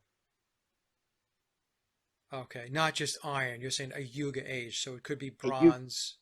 Could be any of these, yes. So when this one happened, these torus fields all opened up 3,000 years ago when we had our flood. Okay, I understand. Where you have the line every 3,000 years. Every 3,000 years, there's a opening of the torus fields, but see. not necessarily a galactic alignment, which is what we're about to have, because these are the cardinal points, right? North, south, east, and west, right? Mm-hmm. Yep. So these are the most important alignments here. This is when the biggest changes happen. I'll explain why in a minute. So let me not lose my train of thought. Okay? Now, when two realms have the same age, for instance, like over here, when we had gold with these ones, we were all at the same frequency. We were all vibrating at the same Atlantean gold frequency. So I suspect that maybe we could travel to these realms. Maybe we were in touch with these other beings. Right? We could go between the different realms because we're all at the same frequency. There's no need to cut us off. We're all vibrating at the same frequency. This one was the one that was locked out because they're in a different frequency. They're now in a Aryan Iron Age frequency. These are all in the golden Atlantean age frequency. Okay. And then when this one happened, we were locked out from the outside and the inside because we are in an Iron Age Aryan frequency. They're in a Bronze Age frequency. And these two are probably open because they're both still in the Gold Age frequency. Right? Yep. Vice versa, when we start ascending, when we enter the Golden Age and join the Aryan Golden Age, the torus fields disappears. This becomes one big land. We all become one again. The Atlanteans and the Aryans are now one. We're heading towards the Golden Age of unity. And eventually, when they're all opened, this is when the whole Earth is opened up. No torus fields. We are one, truly one. Here. Where everything has the gold star. Everything has the gold star. This is when the universe is at the height. This is when we are all one. No division. Our DNA is fully activated. All the root races, all the rounds, everything. This is when we're at the highest height of existing on Earth, physically and spiritually. So we're about 12,000 years away from that. Okay. Very interesting, Martin. Yeah. And then, of course, we'll have our reset. When the reset happens, this Aryan age will then get pushed outward. A new realm will be created with a new root race. They will begin their Iron Age. All the others, the Aryans, us, the Lemurians, the Hyperboreans, will all be in the old Aryan Golden Age. And the cycle of life continues to turn. The wheel continues to turn. Martin, do you have any understanding of how many concentric circles will be birthed before Mother Earth is done? According to esoteric circles, 7. 7 is the number of creation. So there will be 2 more after this. No, 3 more after this. 1, 2, 3. Yeah, 3 more after this. Okay. So we've got 3 more epochs to come. Now this says the plane itself is massive. That's what it says to me. Absolutely. Oh, yeah. Yeah. Oh, yeah. Oh, yeah. The universe, the plane, I mean, it's far, far more diverse and expansive than we could even imagine, for sure. Yeah, we're just talking about human root race. What about the different animals and creatures in all the different realms? They're all different, by the way. All of these will have their own different ecosystems, their own different aquarian life, animal life. So the variance of existence is just so diverse. Think of how diverse this realm is. Now imagine the diversity of all these other realms. Now you can see how fairies and mermaids and unicorns are not such crazy ideas now. Well, even the characters that they depict in Star Wars as an example. Yeah, absolutely. Yes. Yes, who's to say that those don't exist? They most likely do exist, or they're caricatured off something that does exist, a reality. Right. Okay? Yep. So, within these realms, again, we have a different age called the zodiac ages that some of you might be aware of. So these are even smaller conscious ages. So these iron, bronze, and silver age, these are big shifts in consciousness, extremely big shifts in consciousness. Things change dramatically when a realm goes from iron to bronze, bronze to silver, silver to gold. Huge shifts every 3,000. But within that, there are smaller shifts that happen, smaller conscious shifts. These are called zodiac changes or zodiac ages. A lot of you will know about these.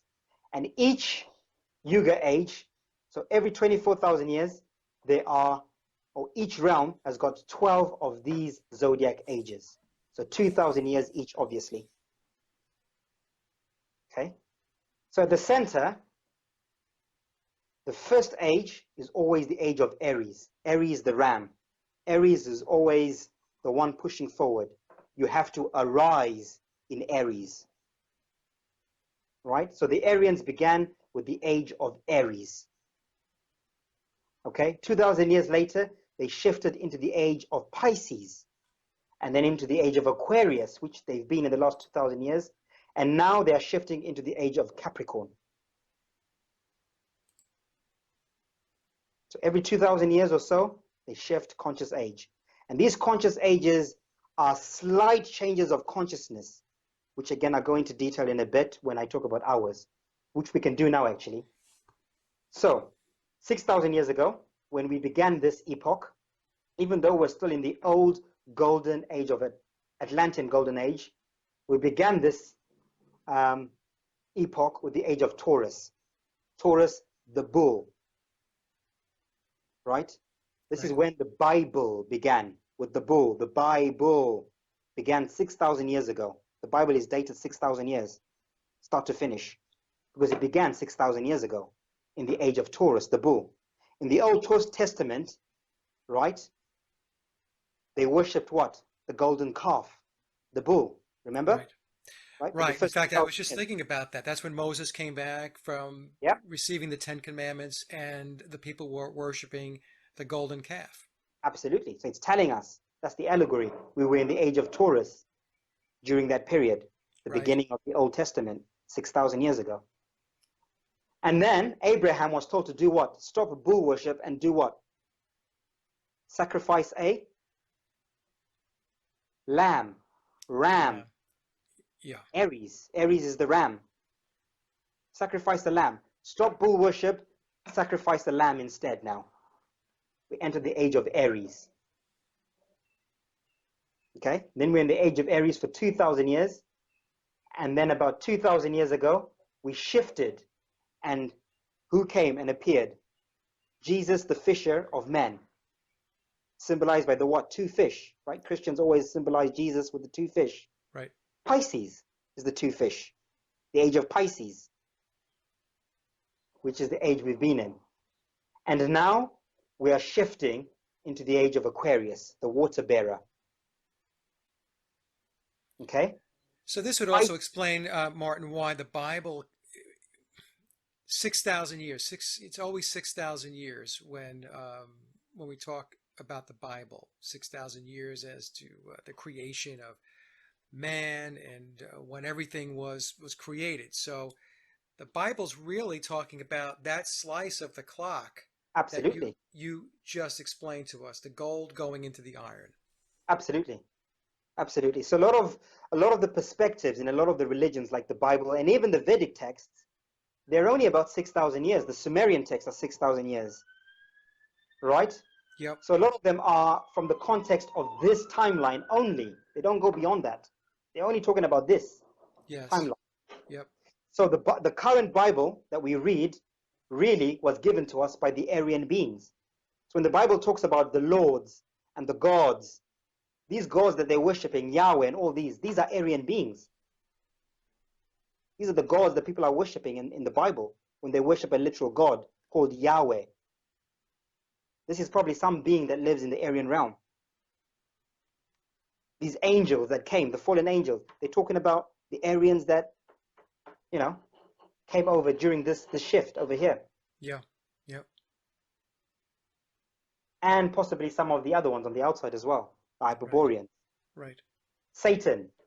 When they say Satan rules the world, they're talking about the Hyperboreans, the Saturnian root race on the outside. Saturn. Yeah. This is Satan, the people are afraid of. So they're not evil per se, but you can see how it's all tying in. Well, Satan is the adversary. Absolutely. Right. That's what it really means. Absolutely. And of course, there's a shifting of energy in all these realms. So there are good Aryan beings and there are also bad Aryan beings, by the way. So there are Aryan beings who will be going outward, just like there are Atlantean beings going inward and outwards. So there are good and bad, there's duality in all these realms. There are good and bad beings in all these realms. However, fundamentally, overall, the vibration is always highest at the center going out, as you've seen, obviously. So you want to be going to the center, going up, going in, not down and out, because the vibration gets weaker and weaker the further away you are from the center, from yin and yang. Okay? So these elites that we're talking about that have been ruling the world, I think these are some of the bad Aryans who were expelled during the last shift. They came into this realm, and they are the secret families that have been ruling us over many incarnations. These are the fallen angels that came from the center outwards, and they are heading on the way out. Right? And they would have landed, which country do you think they would have landed on during that shift? Poland. These Aryans who came from this polar region would have landed in Poland, land of the poles. This is why Poland is always being fought over by the Russians, the Germans, the Americans. This is why Poland is such a strategic point for a lot of these elites, so to speak. Okay, so you Okay. can see Yeah. how it's all tying up, but that's a whole different presentation for another time, Yeah. Yeah. No, but it's very interesting. Yeah. right?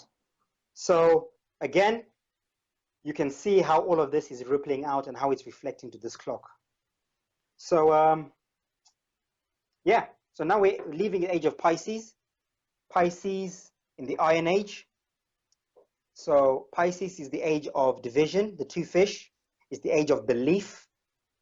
It's the age of romance, if you're looking at it from the good side, because all these energies have a negative and a positive. So positive is Pisces was the age of romance. It was the age of love. It was the age of family, if you like. But the negatives is it was the age of belief, the age of control, the age of duality, two fish opposing one another, black versus white, right? Um, tall versus thin, fat versus, you know, everything was dualistic during this age. Yeah. A lot of opposites, Muslims versus Christians, right? I'm right, you're wrong. That's a Piscean way of thinking. Aquarius is the opposite. Aquarius is the age of mixing, coming together. It's the age of Aquarius is depicted with the water pitcher, but it's not an age of water, it's an age of air. It's an air sign.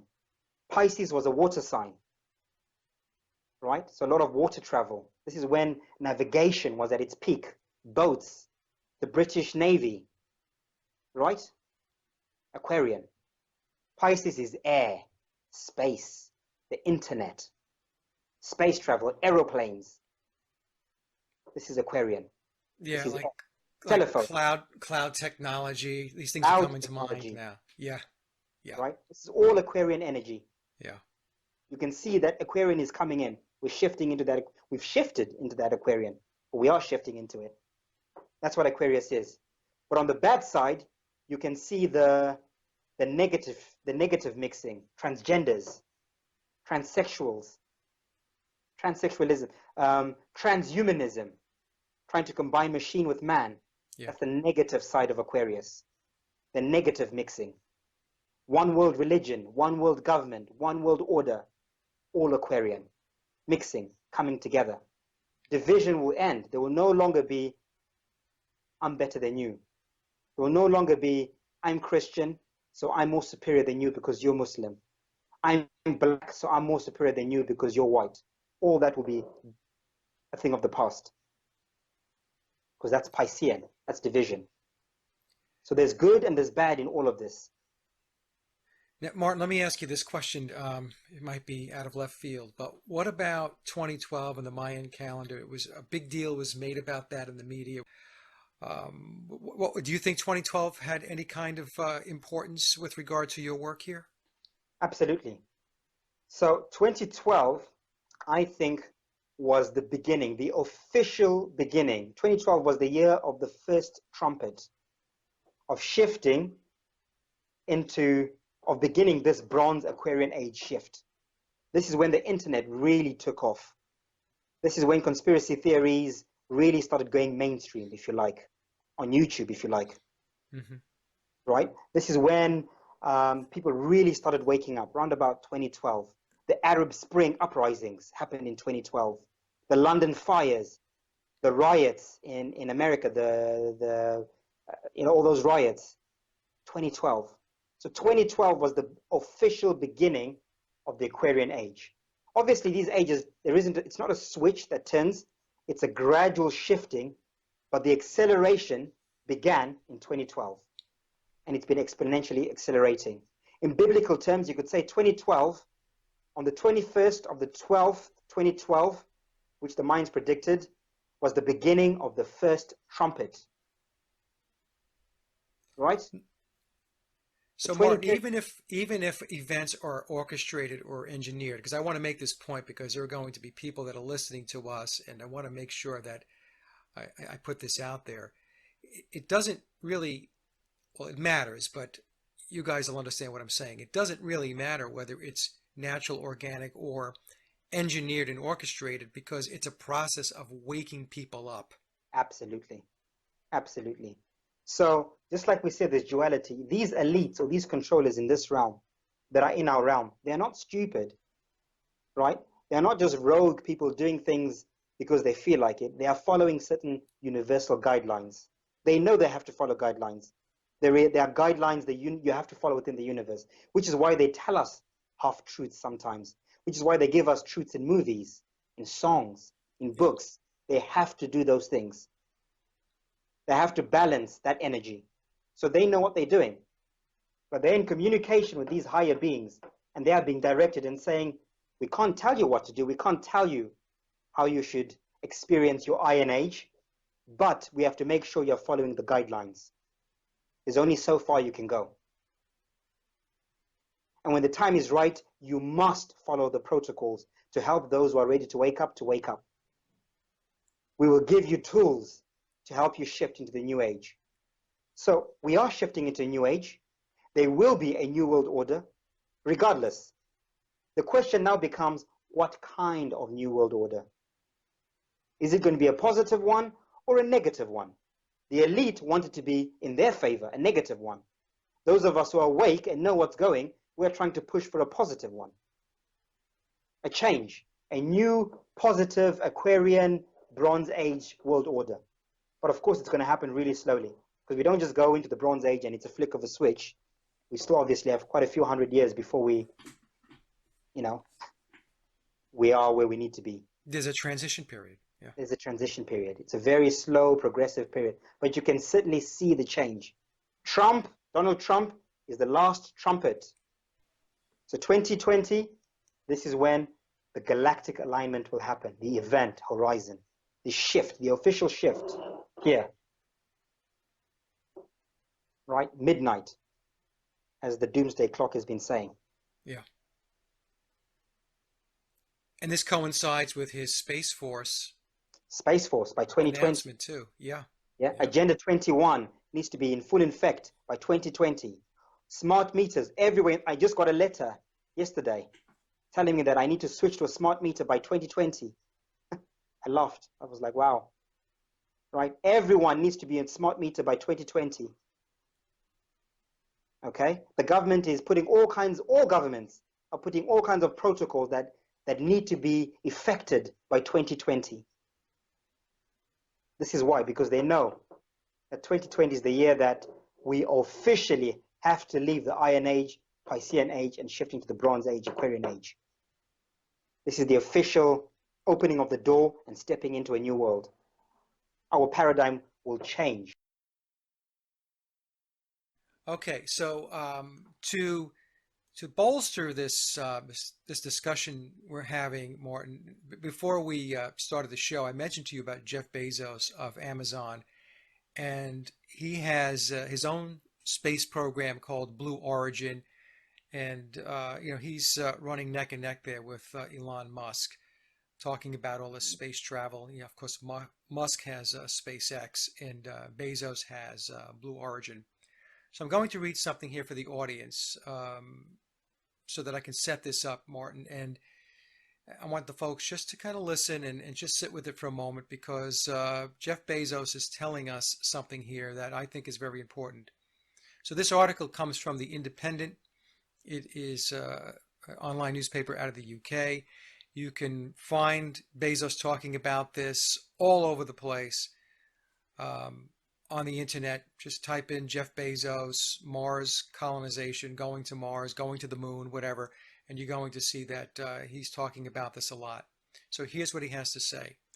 Humans will have to leave the Earth, and the planet will become just a residential, they have that in quotes, zone, according to Amazon boss Jeff Bezos.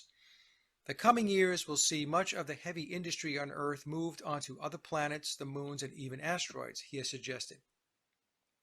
Our planet will be reserved for, and he has again in quotes, residential and light industrial uses. To get to that future, Mr. Bezos hopes to have his rocket company, Blue Origin, join the NASA and the European Space Agency to establish a colony on the moon, he has told a space conference. Doing so should be relatively easy since the moon is fairly near to us, kind of an interesting grouping of words, and has a store of water that could be used to create fuel. So there's more to this article, and I'll put the link in the description box below. But very interesting, Martin. Wouldn't you say he's talking about Yeah.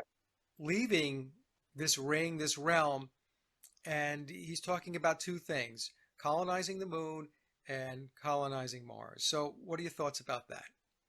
Yeah, that's fantastic. I mean, there's so much to decode from that. Um, the biggest one, the one that's really, really ringing alarm bells for me is where he's saying that Earth, in other words, where we are here, Yeah, will be mostly residential, and all industrial activity will be carried over to extraterrestrial places, right? So obviously, this place being the Iron Age, if they're having a reset, iron is all about industry, right? Iron Age, industry, right, building, hard work, labor, which is where we've been, working hard. right, We're now entering a Bronze Age, Aquarius, which is about working smart. Aquarius is all about the brain. Iron Age is all about brawn, muscle. So if you're looking at it esoterically, astrologically, there's so much to pick out of that. So for sure, I can see a scenario where they might carry that narrative over and say we've colonized Mars, and all your robots and all your gadgets are being made on Mars, which will literally just be the realm next to us, the realm, um, uh, the Lemurian realm, if you like. And obviously, this article is written with the preemptive suggestion that flat Earth won't take off and it will be crushed, and the globe heliocentric model will reign for a few more 100 years, perhaps, or for a bit longer. So they'll keep that narrative going for sure. And I think when they say things like going to the moon and to Mars, maybe the moon is code for an island, perhaps, one of the islands that's very close to our Antarctic ice wall. So they probably have maps, a mapping or cartographed uh, um, mapping of this outside realm. yeah. So they've obviously earmarked maybe certain islands or countries in the outer realm that they're going to use as factory islands, if you like. That's what I'm decoding from that anyway. Yeah, like I said, I'll put the link in the description box below. And again, this topic, Bezos talks about this all the time, so it's not a unique article. This is something that is relatively easy to find on the internet. And I also found that his project called Blue Origin is very interesting because we spoke a little earlier about the color blue. We talked about the movie Avatar and the blue beings, Yeah. right? So we have in the Hindu religion, Krishna is depicted as a blue god, Yep. blue in color, right? So do you think there's any just a coincidence, or you think that Blue Oh no. Origin? Yeah, it's oh man, that the occulted message in that is extremely deep. The way I'm reading it is, if they're calling themselves the Blue Origin, they're basically saying we are going to be the gods in this realm. When we go there, we're going to be uh, the Polarian, if you like, representatives in this realm. We're going to be the elite Yeah. because blue is the color of God, if you like. Blue shift. Yes. Origins is the beginning, right? Blue origins. So they're basically claiming that they are going to be the new gods of this realm. Now, Martin, with all the work that you've done, a key date seems to be 2020. And I was wondering if you can share your insights about that date. Yeah, I had a long, hard think about this. When I started this journey, like I was saying earlier on, the big thing was what is the point of all of this? Where are we going, basically? And it's all well and fine saying the earth is flat, we're being lied to, everything's a lie, blah, blah, blah. But if there isn't an end goal or an end product to it or reason for it, then it's kind of pointless. So I started looking at calendars, particularly the ancient calendars and clock systems. The most famous one being the Mayan calendar, the Egyptian dendera stone, the various Indian and Chinese Dharma wheels, and stuff like that. And the more I started looking at them, the more I started realizing that obviously these calendars were trying to tell us things, or warn us or preempt us or give us clues as to how the seasons of our universe work. So like I said earlier on, there is a time and a season for everything. The sun or the celestial bodies, the wandering planets, they tell us when it's daytime, when it's nighttime. They tell us when it's spring, when it's summer, when to harvest, when to plant, etc., etc. So I think those scales of time are not just limited, obviously, like I was saying earlier on, to what we can observe, what is tangible. That goes on into the microcosm, into the universe. So that's the cosmic cycles of time that we're discussing earlier on. So the next challenge was trying to figure out, where are we in time, cosmologically, in terms of the cosmos, in terms of our consciousness, in terms of astrologically. And that began my journey of trying to decode this calendar, but mainly trying to find out exactly where are we on this calendar and what's to come. 2020 popped up, mainly because of the astrological signs, I suppose you could say. So a lot of astrologers will tell you that in the year 2020, there are going to be a lot of planetary alignments that are going to happen, that haven't happened for a very, very, very long time. So for sure, we're entering the age of Aquarius. There is no doubt about that. And there is argument about whether we're in the age of Aquarius, whether we're entering the age of Aquarius, whether we're about to enter it, but we're definitely on the cusp or in Aquarius for sure. That's where we're heading. Also the ages as well. There's a little bit of contention. Are we in the Bronze Age or in the Iron Age? But I'm pretty much sure that we're definitely coming out of the Bronze Age and heading into coming out of the Iron Age and heading into the Bronze Age. That I'm very sure of. We're definitely not heading into the Golden Age. A lot of people are saying, "Oh, we're about to hit the Golden Age." No way. No way. Our consciousness is way too low for that. We're only beginning to wake up. How can we be heading for the Golden Age when we're only just waking up? It's like coming out of winter and going straight into summer. It just doesn't happen that way. Yeah. The other thing is, going back to astrology, I think we're at the end of this video. That's a whole different presentation we could do for another time, maybe. I think that's a whole hour that I would have to sit down and really break down the astrology behind these ages. So I'll definitely leave that shelved for now, and we'll come back and revisit that. There's also a lot of things in the media, like we're saying earlier on. 2020 seems to be bookmarked by a lot of governments, by a lot of corporate organizations. Our social and corporate and cultural collective seems to be pointing to the year 2020 and beyond. The Bilderberg, space agencies, like we're saying earlier on. So for sure, 2020 seems to just be a recurring theme when it comes to big events that are meant to be happening. But also intuitively, I think there's an underlying statement or an underlying feeling within everyone on Earth, regardless of what you believe, whether you think the Earth is flat or not, whether you believe in conspiracy theories or not, whether you are religious or not. We all have a feeling that we're on the cusp of something. Something's about to happen. Some will say, oh, maybe it's a war, a financial crash, the return of Jesus, Allah's return. Who knows? All kinds of people are saying all kinds of things. So I think within the conscious collective, we are all feeling this resonance of something is around the corner. Something big is around the corner. And the signs just keep getting, they keep intensifying year by year, month by year, week by week. So I think there's no argument about that. I think everyone will agree with that point for sure. So what I think is going to happen in 2020, the biggest one is intuitive, like I was saying. So my intuition and inner knowing and inner standing for me is pointing to the year 2020 or around about that time. So I think what's going to happen, this is just intuitive. Like I said, this is my theory. This is my perspective. I could be wrong. I'm going to put a disclaimer right now. A lot of people have said to me, don't put dates on anything because you could be wrong.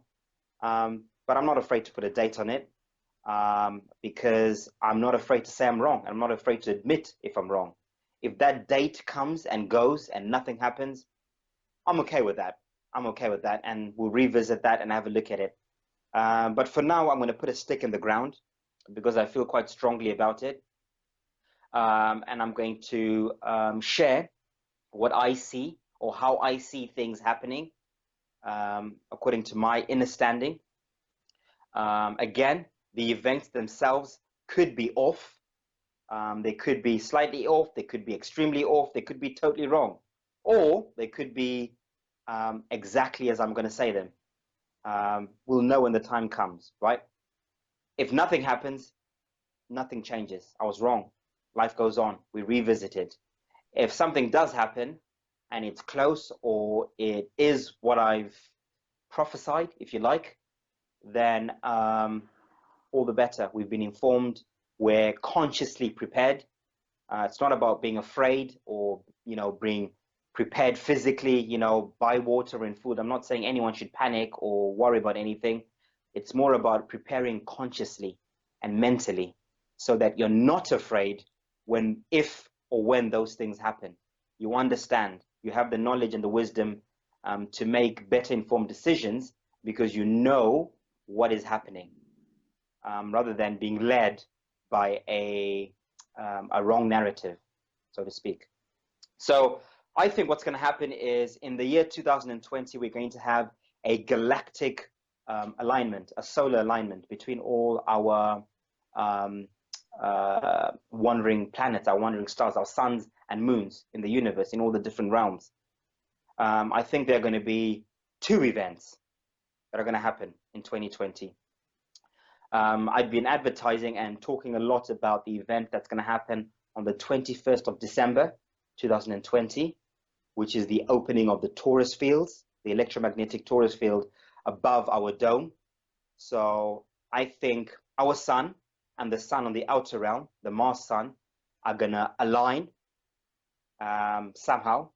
The frequency that is going to be generated because of that alignment will allow for that Taurus field to open up. Our Taurus field, the big Taurus field on the outside, on the South Pole, to open up. And this will allow travel between the two realms, where we are and the realm on the outside.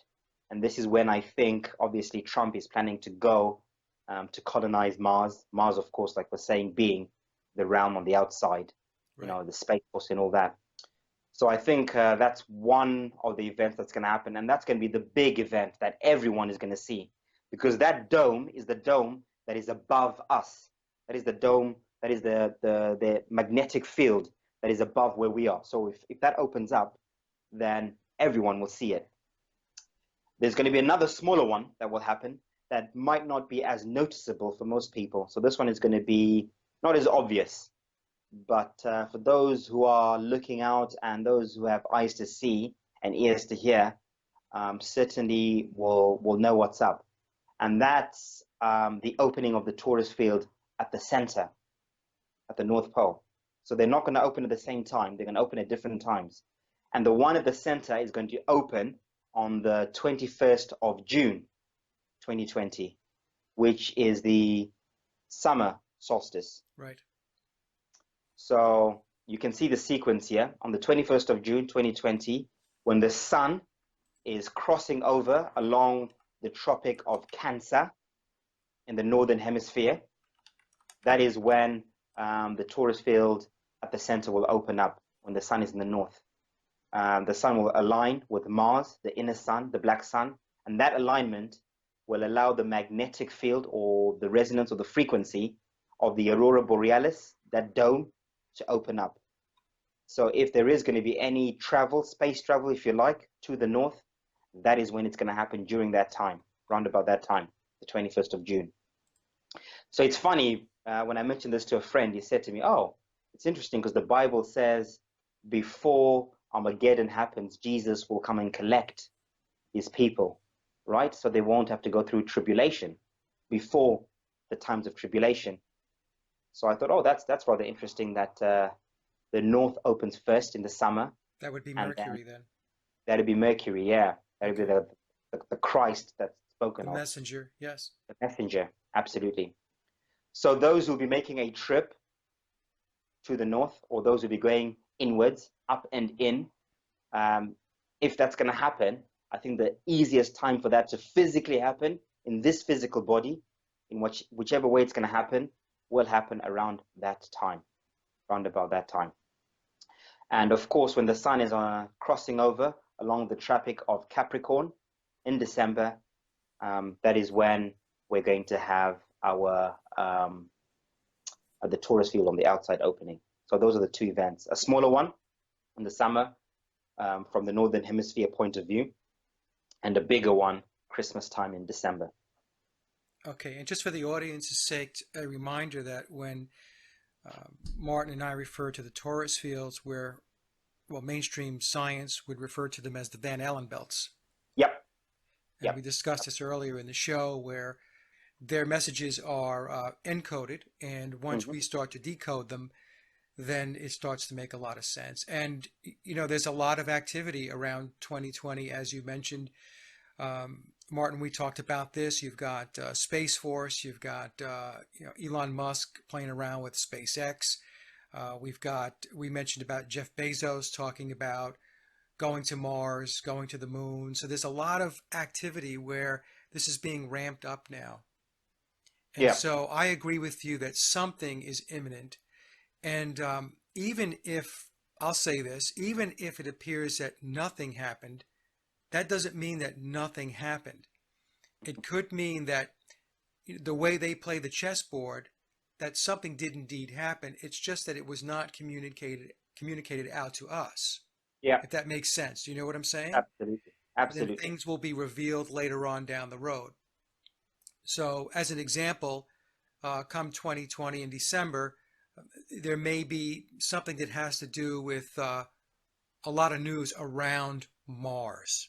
Yeah. Right? A picking up of activity in the media, on the internet about Mars.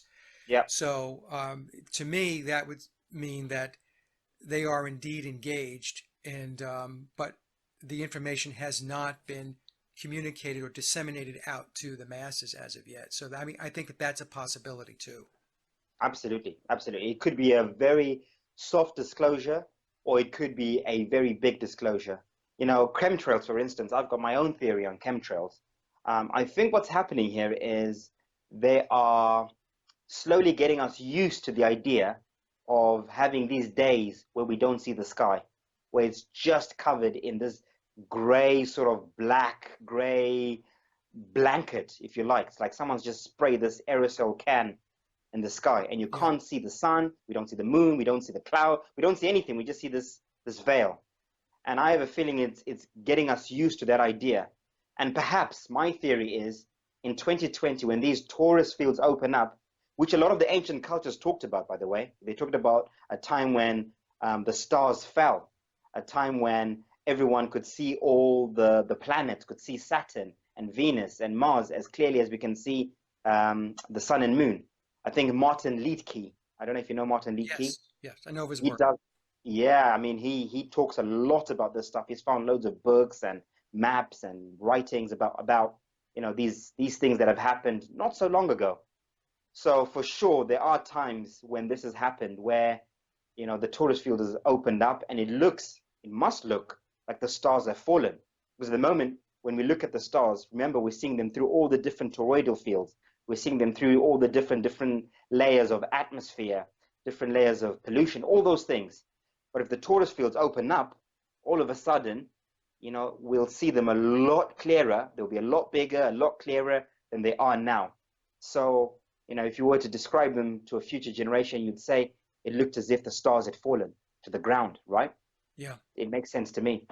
For sure, you mentioned, I don't know if you mentioned earlier on the that documentary that you sent me a link to not so long ago. Oh, Alien Sky by the Thunderbolts Alien Project? Sky. Yeah. Absolutely, yeah. I mean, they really went into depths and explained what the ancient culture said about how the sky seemed to have changed over time and how things seem to have happened in the past. showing different skies and that sort And of a thing. different celestial alignment.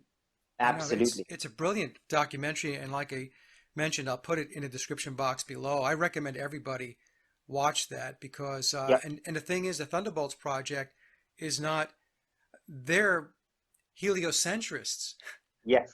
okay, Yeah. and they're describing this different celestial alignment or the night sky from a heliocentric perspective, based upon going back and taking a look at ancient glyphs and stuff like that. So this is very interesting where it's kind of all coming together. It's coalescing, Yeah. regardless of whether you're on the heliocentric side of things or you're on the geocentric side of things. There is commonality Yeah. in certain aspects of it for people who are from the people who are doing research.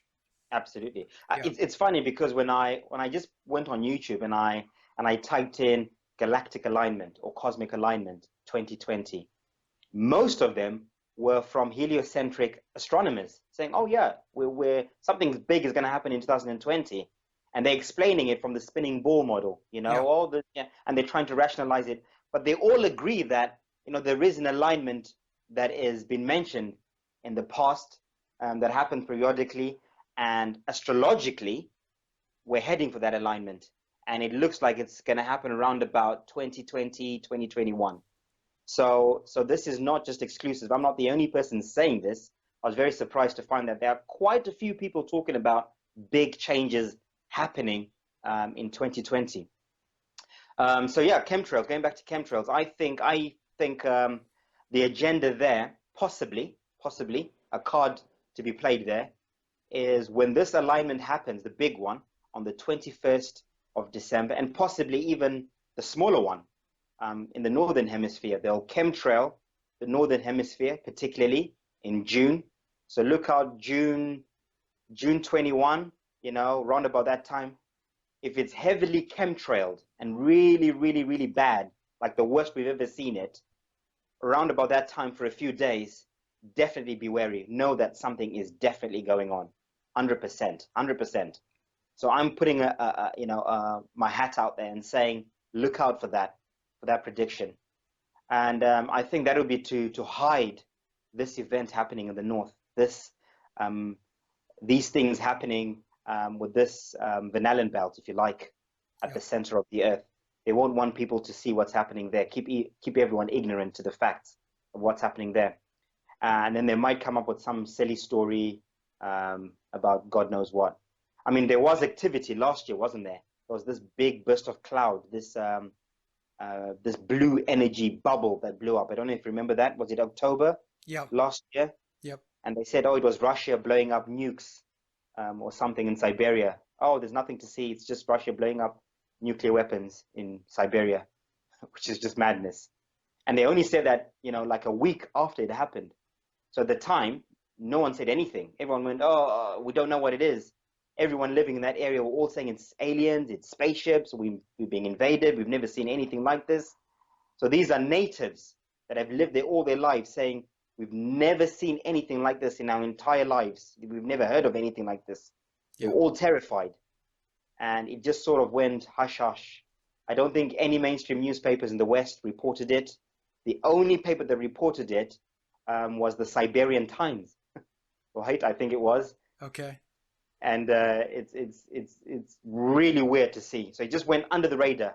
There were a couple of photographers that were there, professional photographers, lucky enough, who took photographs and video footage of this, and they obviously gave it to the Siberian Times. And funny enough, the Siberian Times have since removed that. So I went back to look, and they've removed it from their website. So it was very hard to find any articles about it. Luckily for YouTube, there are people who made videos about it. So there is a reference that did happen, that yeah, event happened. But you can see how things can come and go really quickly under the radar without people knowing about them.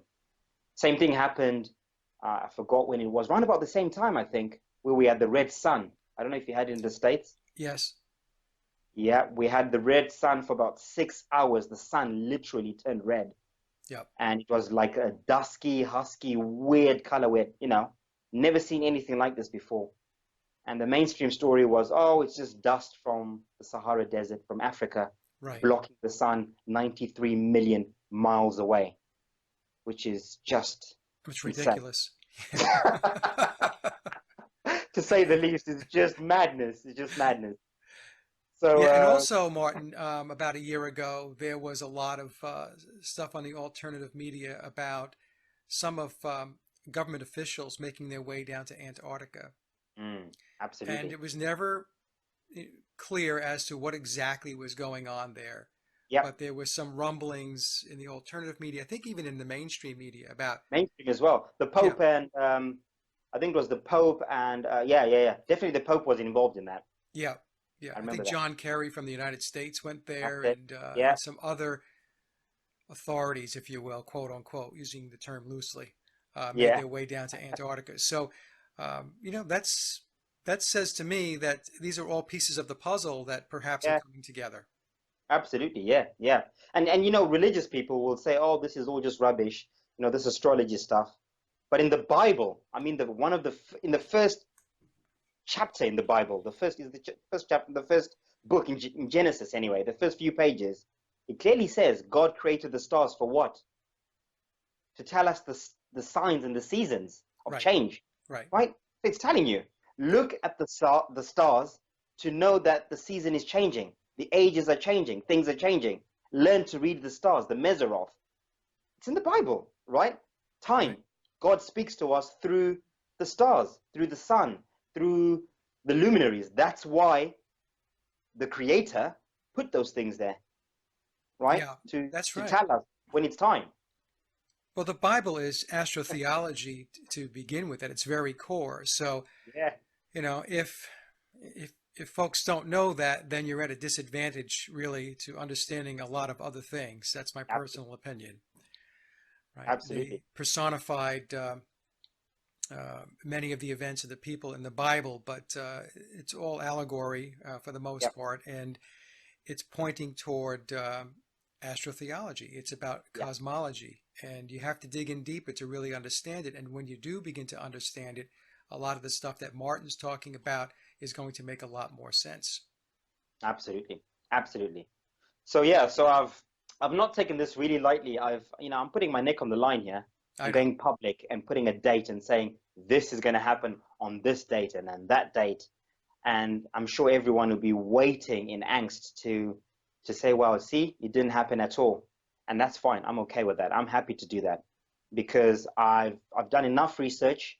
I've looked into it enough. There's enough evidence for me to justify um, what I'm saying. I'm not Right. just pulling this out of my hat and just saying, it's what I think. There is enough evidence, syncretic evidence pointing to this.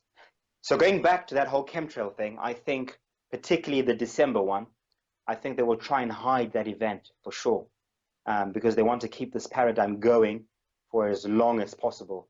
So if they can hide the opening of those tourist fields for that short space of time. By the way, I think it's only going to happen for a short space of time. I don't think it's going to open for very long. I would say about 7 days. So on the 21st of December till about the 23rd, um, everything will start to align. Around about the 23rd, 24th, 25th, that is when the tourist field will officially open and should be open till about the 1st of the 1st, 2021. So that's my prediction, and I've got no evidence for that. That is just my own intuitive something in me just saying, I think that's what it is. 7 days of creation, that magnificent seven. You always get that 7 days. Right. Then the eighth day is the day of completion or the day of rest, or the seventh day is the day of rest, rather. And the eighth day is the day of renewal. So I'm going with, I'm using all that, etymology and mathematics and geometry and all that sacred geometry, try and put all these pieces together and decode these times and these dates. So I think it's going to happen for 7 days, this opening of these fields. And if in 2020 the world is dark, full of chemtrails, and it just looks like there's been no sun for 7 days, we haven't seen the sun or the moon, it's just black, or it's just weird, or the weather is extremely weird, or if there's disruption, it might just create loads of chaos keep everyone preoccupied with Yeah. what's happening here on the earth, right? A big financial crash, maybe. Crash the dollar, crash the pound, crash the big currencies, create chaos here on earth. Maybe a small war, maybe a fake alien invasion, which I think is also a big possibility. I think there are lots of things that are possibly on the cards to be played out. So maybe they'll do a fake alien invasion, right? They've already got these spaceships and stuff. They've already been pre-programming people for an alien invasion, right? They'll attack people. We're being attacked by aliens. Everyone will be so busy trying to survive here on Earth, we won't even notice what's happening in the stars, in the heavens above us. It might be a mix of everything. So a little bit of chemtrailing, the dollar, fake alien invasion, that crashes, Right. the financial system, chaos, and then out of that chaos, the phoenix will rise, right? Right. Problem, reaction, solution, right? So Right. they create the problem, we react out of fear and out of panic. They bring the solution, we take the solution. The solution being one world order, one world government, right? Let's come together. Let's stop this from happening. We've had a big financial collapse.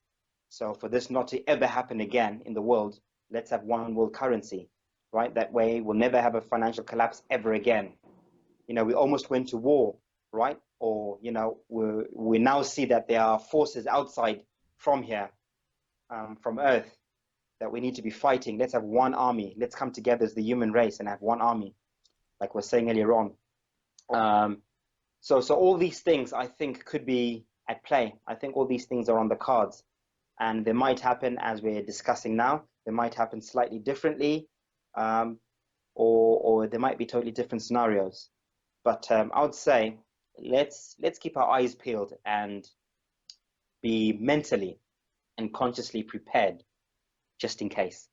Yeah, I agree, Martin. And I think, like I said before, that what we're going to see is an uptick in activity with regard to NASA and the space agencies across the world. We're going to, in my view, see a ton of stuff coming out about Mars colonization. And so I would be, my radar will be up for that. Now, the other thing I wanted to mention is 2020 itself. If we take 2020 and we sum the numbers, it's 4, and it goes back to your Fantastic Four Wow. video. Wow. Okay, Yep. so that's something that I was looking at as well. So that's very significant. And maybe if you can just give the audience a little bit of a rundown on the number 4 and what it means. Yeah, that's a really good point, Mark. I hadn't connected that dot, funny enough, but that's a big one. Yeah, you're right. 2020, the 2 plus the 2, that's the 4. Right. A lot of people have said to me recently that, oh, you're putting all these dates. We're not even in the year 2020. I know we're not. I know we're not on the timeline that we've been told we're on. I know the date today is not the date it is today. And these dates have been fabricated. But they've also been fabricated for the controllers themselves to keep track for themselves of where we are on the timeline. That makes sense. Right. That's right. Yeah. So that 2020, they've deliberately put the date 2020 to be at that specific time of our cosmos, because Right. they know that on that date, it's a significant date, right? So that whole Vision 2020, the 2 plus the 2 being the 4, etc., etc. So don't worry too much about being engrossed on, oh, what date are we in? Are we in the 17th century? Are we in the year 3000? We'll never know that. In fact, going by this calendar, there is no such thing as a date. Dates reset and set all the time with the changing of ages. It could be a thing that in 2020, if this event is as big as I think it's going to be, time will be reset. People might say, right, we've now got a new world order. Today is the year 1. Yeah. We're starting today. Let's cancel. Let's forget about what happened in the past. Let's start today as the human race. Today is year 1. And then we begin the countdown again for the next 2,000 years, right? For the next 3,000 years, whatever it is, right? And then something else happens, reset. So this resetting and setting of time, I think, happens all the time. Well, they Definitely. did it with BC before Christ and CE current era, Absolutely. Yeah. Yeah. right? There's a reason why they did that. Yeah. Right. That's right. So why would we think that doesn't happen all the time? Why Right. assume that was a one-off? Right. So I think that's a big possibility that after this event, maybe not straight after 2020, but a little bit afterwards, once the dust has settled and we're now well into this new Bronze Age, they might say, actually, let's press the reset button, start again now. This is a new age, this is a new era. Maybe flat Earth will become um, well known. They'll say, oh, the old paradigm of the ball Earth, we lived. Those Yeah. people It becomes were mainstream. lying to us. Yeah, Yeah. let's reset. Let's start again, possibly. But going back to the thing of the number four, yeah, number four is extremely important in terms of our physical reality. Now, all the numbers are significant. So number four is not unique, right? All the numbers have a place That's in right. reality, for sure, 100%. And they're all just as important as the others. If this Well, realm has to have a number, our number is four. We're the fourth epoch. Atlantis was the fourth realm to be created, the fourth paradigm, the fourth root race. So the number four is our number. We're the realm of four. So you see this in our reality. We see, if you watch the Fantastic Four video, I broke it down. yeah, I it's mean, brilliant. everywhere. It's Yeah. everywhere. Politics, in finance, in our sports. Every 4 years we have the Olympics, the World Cup. Every 4 years there's a financial reset. Those who are in finance will know this. Every 4 years presidential elections.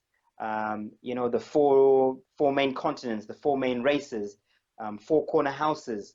You just see this four everywhere within our reality. When you really look at it, even in religions, all the religions, the four books of Islam, the four Gospels of Jesus Christ, the Right. four Buddhists have the four virtue. It's endless. It's endless. It's everywhere. And I think that's because four is our prime number for this realm. That is our phi number for this physical realm. Physical is the root word for physical is phi cycle, number phi, number. And our phi is four. Our number is four. So our Right. four cycle, that's the physical, if we're getting deep into it now, our physical reality in this realm is centered around that four. So thank you for bringing up that 2022 plus 2 is 4, because that's tying into to all of this, for sure. Yeah, and as you mentioned, Martin, many will argue that the calendar was altered to deceive us, but it was also altered to benefit them. Absolutely. So it goes the other way too. So there's a Yeah. reason why they do the things that they do. And also four, we could talk about the four ages or the four yugas. We could talk about the seasons, the four Yeah. seasons. So like you said, the number four is everywhere. Yeah. Absolutely. There's no doubts about that. That's not even a conspiracy theory. Right. That's just a fact. That That's a is just, fact. and we can either say, oh, it's just coincidence. All this four we're seeing is just in nature, in reality, it's just happened randomly by coincidence, which to me is just the most ridiculous thing I think anyone can ever say.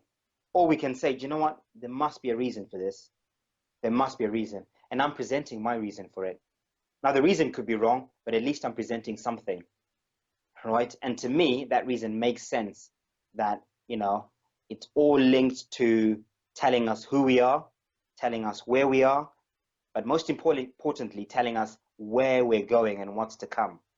So that's the decoding of this reality. Once you understand numbers, once you understand etymology, words, how words work, how numbers work, that is the secret of this reality, of where we are, for sure. Now No, you're releasing an animation of your work in December. So this on Facebook. And by the way, I was very pleased to see the response from people to your Facebook post, and especially there were those that who are uh, folks we know in the mainstream flat Earth community that were looking pretty excited about the fact that you're going to release this animation. in December. I think it was December 21st. Is that right? Yep. Can Yep. you tell us a little bit about that? Because it looks like it's going to be a fantastic piece of work. Yeah, absolutely. So, Nob got in touch with me about a week ago, believe it or not. So this is only just really taken off in the last week. Um, so while we've been recording this, we've been talking with Nob and we got chatting, and I sent him a link to the document of this research that I've been doing. And he read through the document and he got back with me straight away and he said, I want to do let's do a feature film. Let's do a proper, Yeah. professional, high-end feature film about this. Let's take this to the masses. Let's not just make a conspiracy theory YouTube video about it. Let's really amp this up.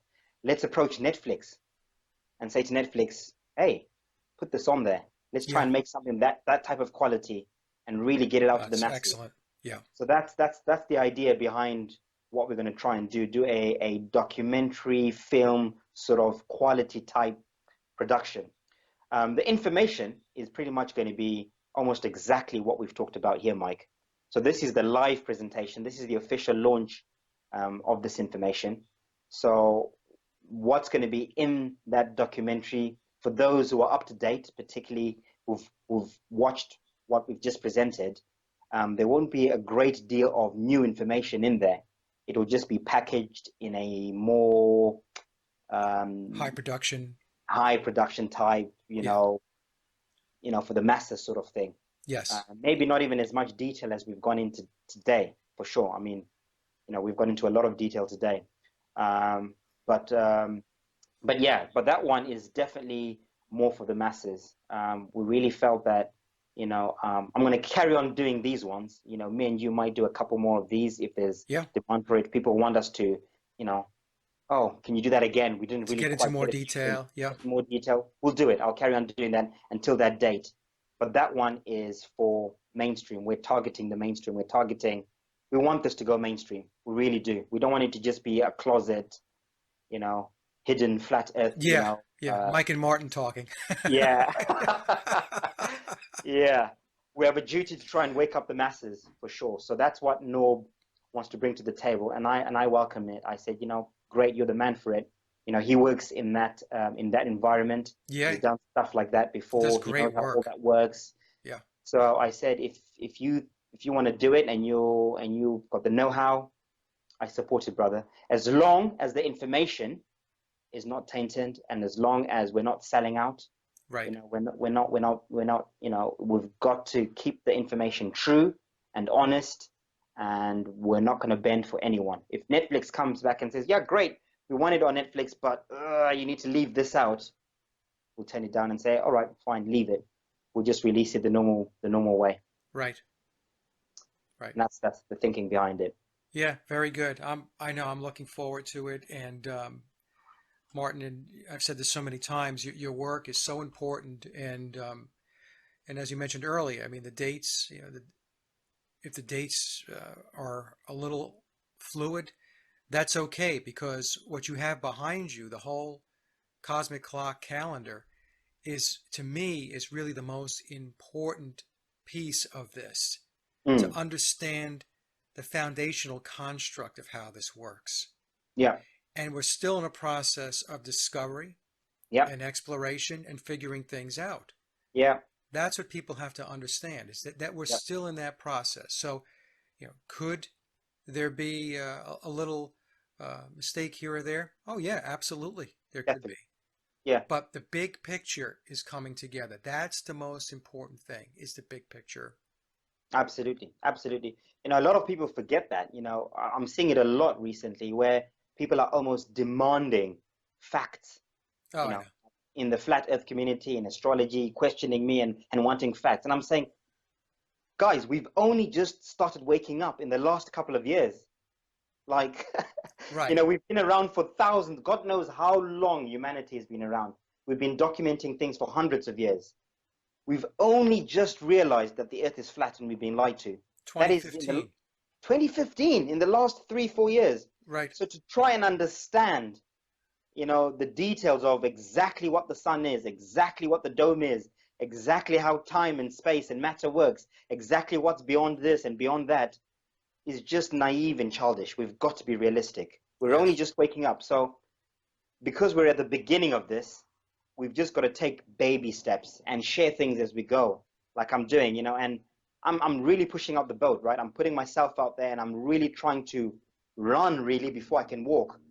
But I'm not afraid to do that because I have a desire to learn and to find out and to want to know.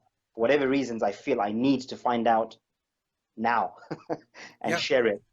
So look, like you said, Mike, I'm not professing to know all the answers. I'm not professing to be the Messiah who's here to give you all the answers and I've got all the facts and I know everything and my model's correct and this is how everything works. 100% not. I would never ever do that. I'm just saying this is what I found on my journey of seeking, and I'm sharing it with you. And hopefully, we can build on it. Hopefully, it's as close to the truth as possible, and it will help us when the time comes. When we need this information, it will be beneficial.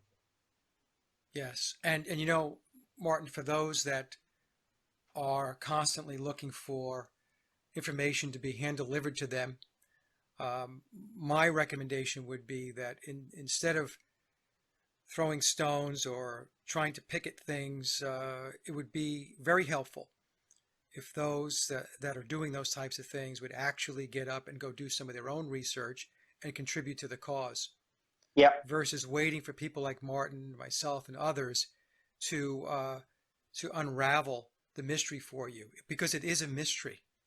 And the more people, the more heads we have, the more brain power we have behind trying to figure things out, the easier it's going to be. So absolutely. that's my recommendation. So if you're there and you want to just sit in your lounge chair and just throw stones and wait for things to come your way, you know, that's not helpful. No, it's not. It's not. you know? It's not at all. But it's interesting that I think the wheat and the chaff will always separate itself. And I'm Yeah, seeing it in my circles. Like, I don't get attacked that much by people anymore. People just ignore me now. So the people that are around me, people who leave comments, people who are asking questions in the right way, in a right. positive way. They're contributing. They're not just trying to to prove me wrong, which is what I want. Not prove me wrong, but not trying to discredit me. Discredit you, yeah. And they're not trying to discredit me, but they are questioning and saying, "Oh, well, maybe what about this and what about that?" in a constructive way, Yeah, which is brilliant. So I'm seeing it like you're saying on Facebook. I don't get that many negative comments anymore. I think most people just ignore it because they're like, "Oh, whatever, too much," right. or "He's gone too far. He's crazy. Ignore Or him." they just don't want to believe it. Or they don't want to believe it. That's fine. I'm happy with that. So it's for those who are resonating with it. Brilliant, and then there's more and more people. There are people who are attacking me. I'm noticing recently, 6 months ago, a year ago, calling me a Satanist, Illuminati, all these things, who are now coming and giving me thumbs up and going, "Yeah, well done. Yeah, I see what you're saying. Oh yeah, I get it now." So I'm seeing a big turn in the tide of people starting to go, "Do you know what? There's something in this. There's something in this," or waking up. Absolutely. Yeah, I'm seeing a lot of it for sure, for sure. This resonates. Your work resonates with me more than the actual awakening to the stationary plane. I Mm, mean, that was an awakening, obviously, because we got yeah, away from the whole globe concept, and that was very important. yeah, But then where you've taken it, Martin, is even more explosive. It's more of an awakening mm, because you're going down the path of creation, yeah, not just a physical construct of how something is, what it looks like or possibly looks like, but you're going beyond that and yeah, taking us into the creation aspect of this. And that's to me is of the utmost importance because that starts to help people to understand and define really who we are and what are we doing here yeah, and what's the purpose. You see, absolutely. there's there's purpose for being here and living these lives and going through this calendar. Yeah, And so again, to me, it's very, very important work. So I know I'm sounding like a broken record, but I can't say it enough. Yeah. It's a friend of mine said something to me, when I got frustrated. I might have mentioned this to you before. A few months ago, I got a bit frustrated about everything, and I was like, why is no one listening? Why is no one helping me? Trying to find out, trying to decode this, trying to push this out. Why aren't people interested? And very wise friend of mine turned around to me and said, Martin, this is not the time for what you're teaching. You're way ahead of your time. The world is not ready for this. You are Yeah. saying things that people should be learning maybe 100 years from now. So the information you're sharing now is not meant for the masses who are alive today. This is meant for future generations who will look back in the same way Tesla, and this is the example he gave. Tesla, during his time, people might have gone, this guy is stupid, this guy is crazy, but he was way ahead of his time.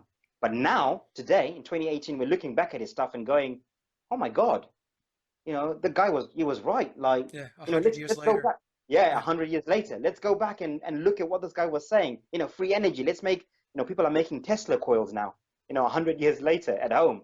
Right. So this could be the same thing where today it's not going to be appreciated because it's too far beyond the current frequency of awakening. There's frequencies of awakening, and it happens gradually. And perhaps people like yourself and me and Santos and everyone else, we're slightly ahead of that curve. We're riding the wave just too far ahead.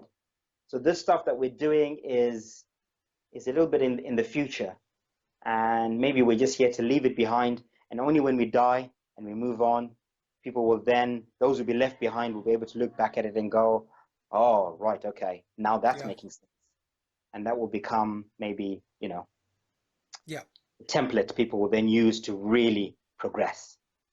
Right. Right. And I agree with you, Martin. This is leading edge type of research, and there's going to be catch up. Yeah, There are going to be folks that will understand it. That's going to be a minority of people, in my view. And but eventually, what will happen is this will become standard issue, if you will, teaching. Once we go down the line, maybe it's 100 years, yeah, 150, 200 years from now, when people are educated, they go to school, whatever. This is what's going to be taught. It's yeah, not going to be the heliocentric model. It's not going to be any of that. It's going to absolutely. be this. But that comes with evolving into a higher consciousness, Yeah, and that's really what we're talking about here. So, as the consciousness rises, then what happens is then your level of understanding and your knowledge and wisdom also increases, which yeah, because you're ready to receive this type of information, you're ready ab- to start to understand it and actually do something with it. Uh, absolutely. but where we're at today, most of the masses are not there. They're just No, not there. no, no, no, no, definitely not. And there are tiers to this so-called awakening. So there are people that are Yes. complete, like we said earlier on, completely asleep. There are some who are half awake, so Yeah. they'll go, oh yeah, chemtrails definitely, JFK definitely hoax, but moon landing, fake, flat Earth, ridiculous, Right. ridiculous. Right. And then there are those who will say, oh yeah, I believe in all of that and the moon landing, but flat Earth, you're going too far. And then there are those who then wake up to the next level and go, oh yeah, and the flat Earth, but it's definitely the Bible is the truth, right? Right. And then there are those who will go, oh no, even the Bible and religions are fake, and the flat Earth is real, but the veganism stuff, you've gone too far. And then there are those who will go, no, all that is true, including the veganism, but maybe Martin, your stuff is too far, right? So, Yeah. so the layers of the onion are just layer after layer, and it's just about peeling those onions. How far back can you peel the onion? How far Yes. open-minded are you and ready and prepared are you for new information, for Yeah. new frequency? That was a perfect way to explain it because it's exactly like that. It's like each step on the stairway up, Yeah, you absolutely. know, and then as soon as you step on the next step, it's like, okay, now I'm here, and you keep Yeah, moving up. yeah. Um, all right, Martin. So, is there anything else before we continue on with the rest of the discussion that you wanted to talk about with regard to 2020? No, I think that's pretty much it. I think we're probably, I think maybe we need to pencil in a date where we just talk about 2020 and Okay. discuss that and explore that and I'll put all the data together, and we'll really have an in-depth conversation, because that date itself and that time frame and that timeline is a whole separate topic. There's so much information around it. That's another hour, I think, of discussion at least, or a couple of hours even. So I think I'll leave it there for now and just say that in 2020, I think there is going to be an alignment. We're going to be shifting out of the age of Pisces, officially shifting. I think we've already begun the shift. Remember, we said it's not just a light switch that you flick, it's a gradual shifting in. But there is a point where we go from darkness to the light is definitely on now. And I think 2020 is that date of, yeah, the light is on now for sure. You know, it's been gradually coming on, but it's officially on now. So we're definitely going to be officially into the age of Aquarius in 2020. But not only that, it's special because we're also shifting a Yuga age. It's the official transition out from our Iron Age into the Bronze Age, you know. So that's the official shift. So it's a double alignment, a double shift happening. And that's great, because if you look along the calendar, it's happening on the cardinal. So you've got the 4 cardinal points, like we said. Yeah. You've got north, south, east, west. These 4 cardinal shifts are the big ones. That's when you have all the double and triple shifts. So we're here at 2020. So that's where we're going to have, you know, the double / triple shift. So a lot of things will happen there. Some things will be bigger for other people than for some. For me, personally, I'm looking to go north. I'm looking to somehow end up forward in time travel into the future, into the north, go up. That is where my heart is. That is where my resonance is. That is where my frequency is saying I should be going. A lot of people will be asking, how are you going, Martin? Are you, you know, what are your plans for the trip?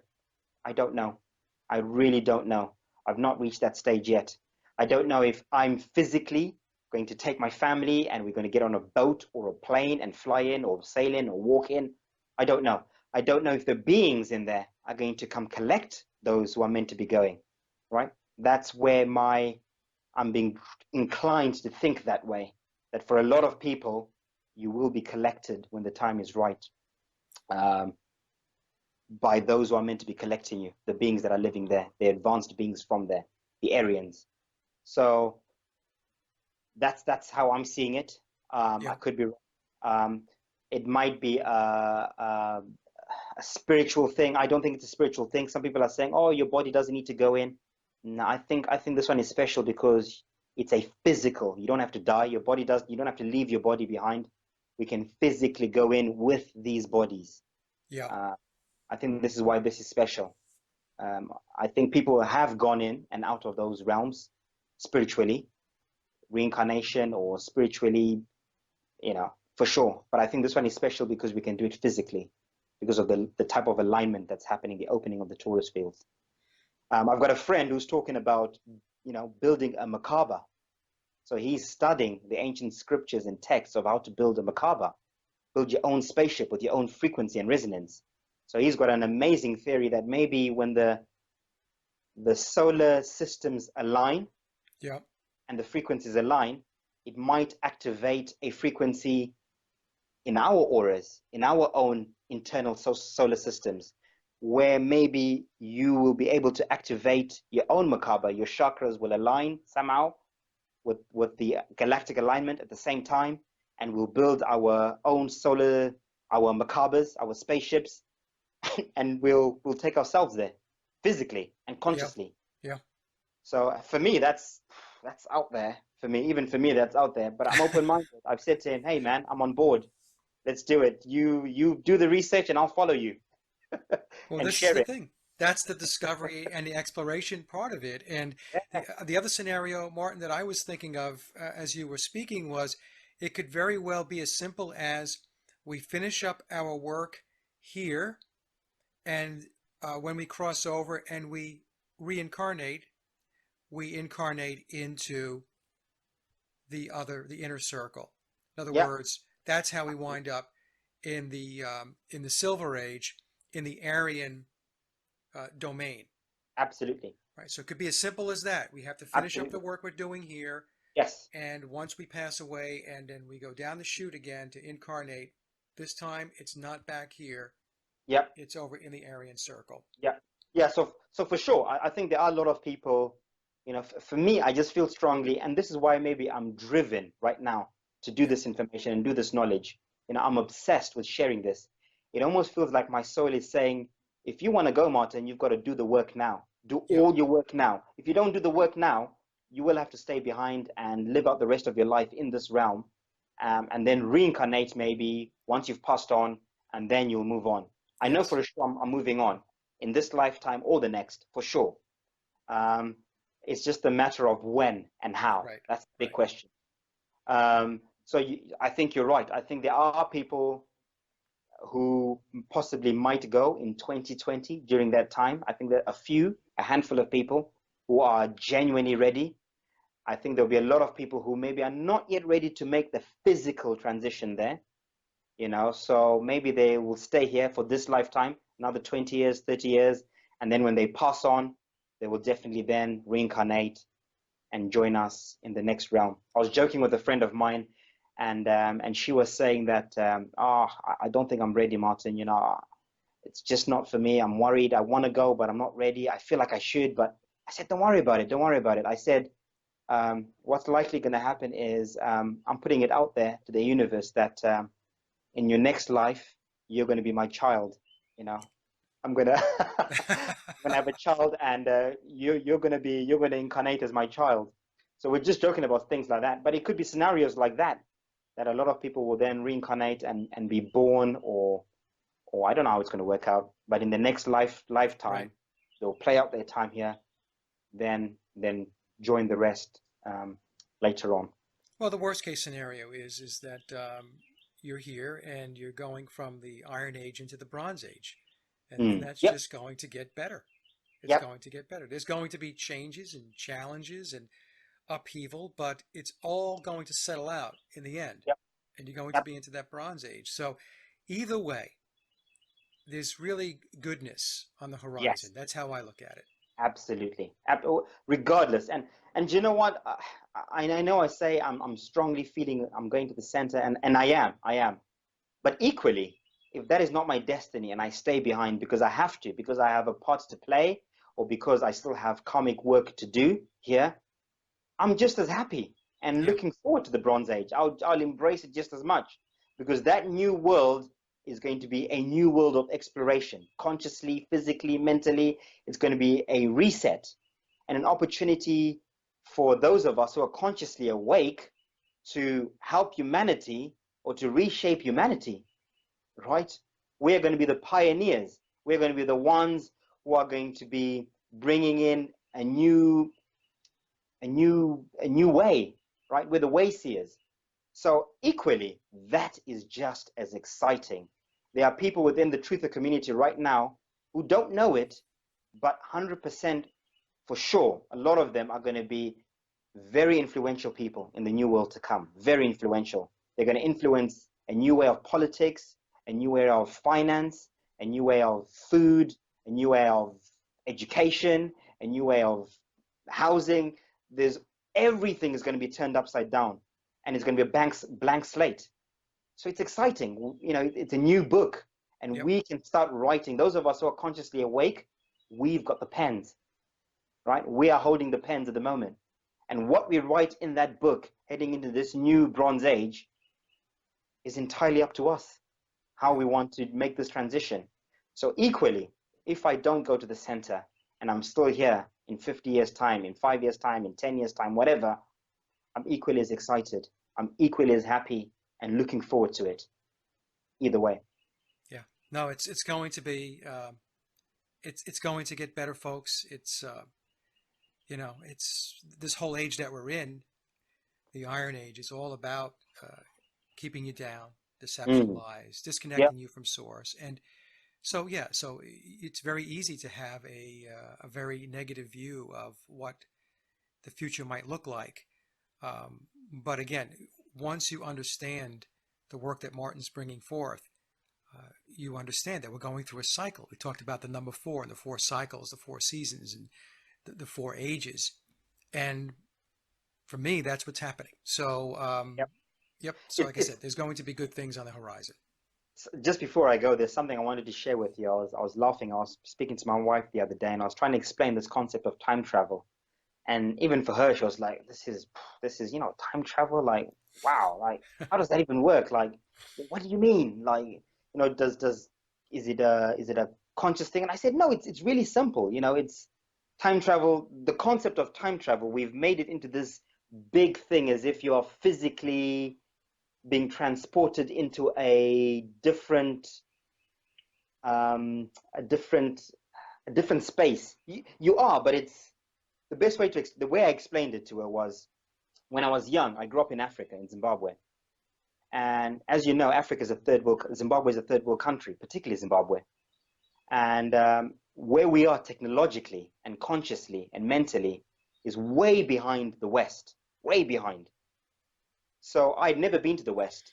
At the age of 18, I got into a plane on our little airport that's in Zimbabwe that is tiny. I mean, it's just compared to the airports in the West, it's the technology is just so bad. It's if you've been to Africa, you'll know what I'm talking about. And I arrived at Heathrow Airport, one of the most advanced airports in the world. I time traveled. Yeah. I remember looking and thinking, where the hell am I? Am I even on Earth? This is insane. Like, Yeah. this is madness. The technology was just out of this world as far as I was concerned. Completely out of this world. Things were touch screen and, they were still using keyboards and typewriters where I've just come from a couple of hours ago. And over here, things are all touch screen and beeps and robotics and robot things. Cars are driving themselves, those shuttles. I just thought, wow, this is mad. This is crazy, right? Yeah. Simple thing like the underground. We're still using buses, old buses, and I mean old buses that's the transport system. I get here, you've got this underground system, you've got trains under the ground, like what the hell? Yeah. So I remember thinking all those things and thinking, this is the future. I had time traveled. Yeah. In the same way, someone who's grown up in the West and has never been to a third world country, and all they've known is the luxury of first world. If you took them to a village in Africa, right? They've time traveled back in time. They'll be like, wow, people are still living in mud huts and Right. still going in the morning to pick up water in buckets. You've traveled back in time. Right. That is time travel. That is it. That is exactly it. It's that simple. So you put that on a bigger scale, right? And it's interesting that the backward countries are the ones in the southern hemisphere, Africa, South America, except for Australia, of course, but that's fairly modern. But all the countries around that southern planisphere, if you like, Yeah. are the ones that are the poorer countries, the ones that are back in time. And the further up north you go, the more advanced things get. In fact, they say the most advanced countries or the best countries to live are the Scandinavian countries, right? Switzerland, Right. Sweden, and Norway. The most northern countries. It's amazing that the further up north you go, the more conscious the people are, the more advanced the people are, the more technologically and forward thinking the people are. So that doesn't stop. If you go even further into the next realm, multiply that by 3,000, right? Right. That's all it Right. is, Right. That's a great observation, Martin. right? I mean, going from Zimbabwe to Yeah, Heathrow, and then the whole with the southern part of our plane versus the northern part yeah, of our plane. So I hadn't thought about that, and yeah, as you're speaking, I'm thinking he's absolutely right. absolutely. Yeah, it's self-evident. And when I explained that to my wife, she got it straight. She was like, "Oh, that makes sense, definitely." And it's really that simple. And I'm saying that firsthand because I experienced it. I experienced coming out of a third world poor country that is extremely backward. I mean, Zimbabwe is one of the poorest countries at the moment. They've Yeah. had a rough time, or we've had a rough time. To coming to one of the most advanced countries in the world overnight, within 11 hours, and seeing that difference within 10 hours, I literally time traveled. And Yeah.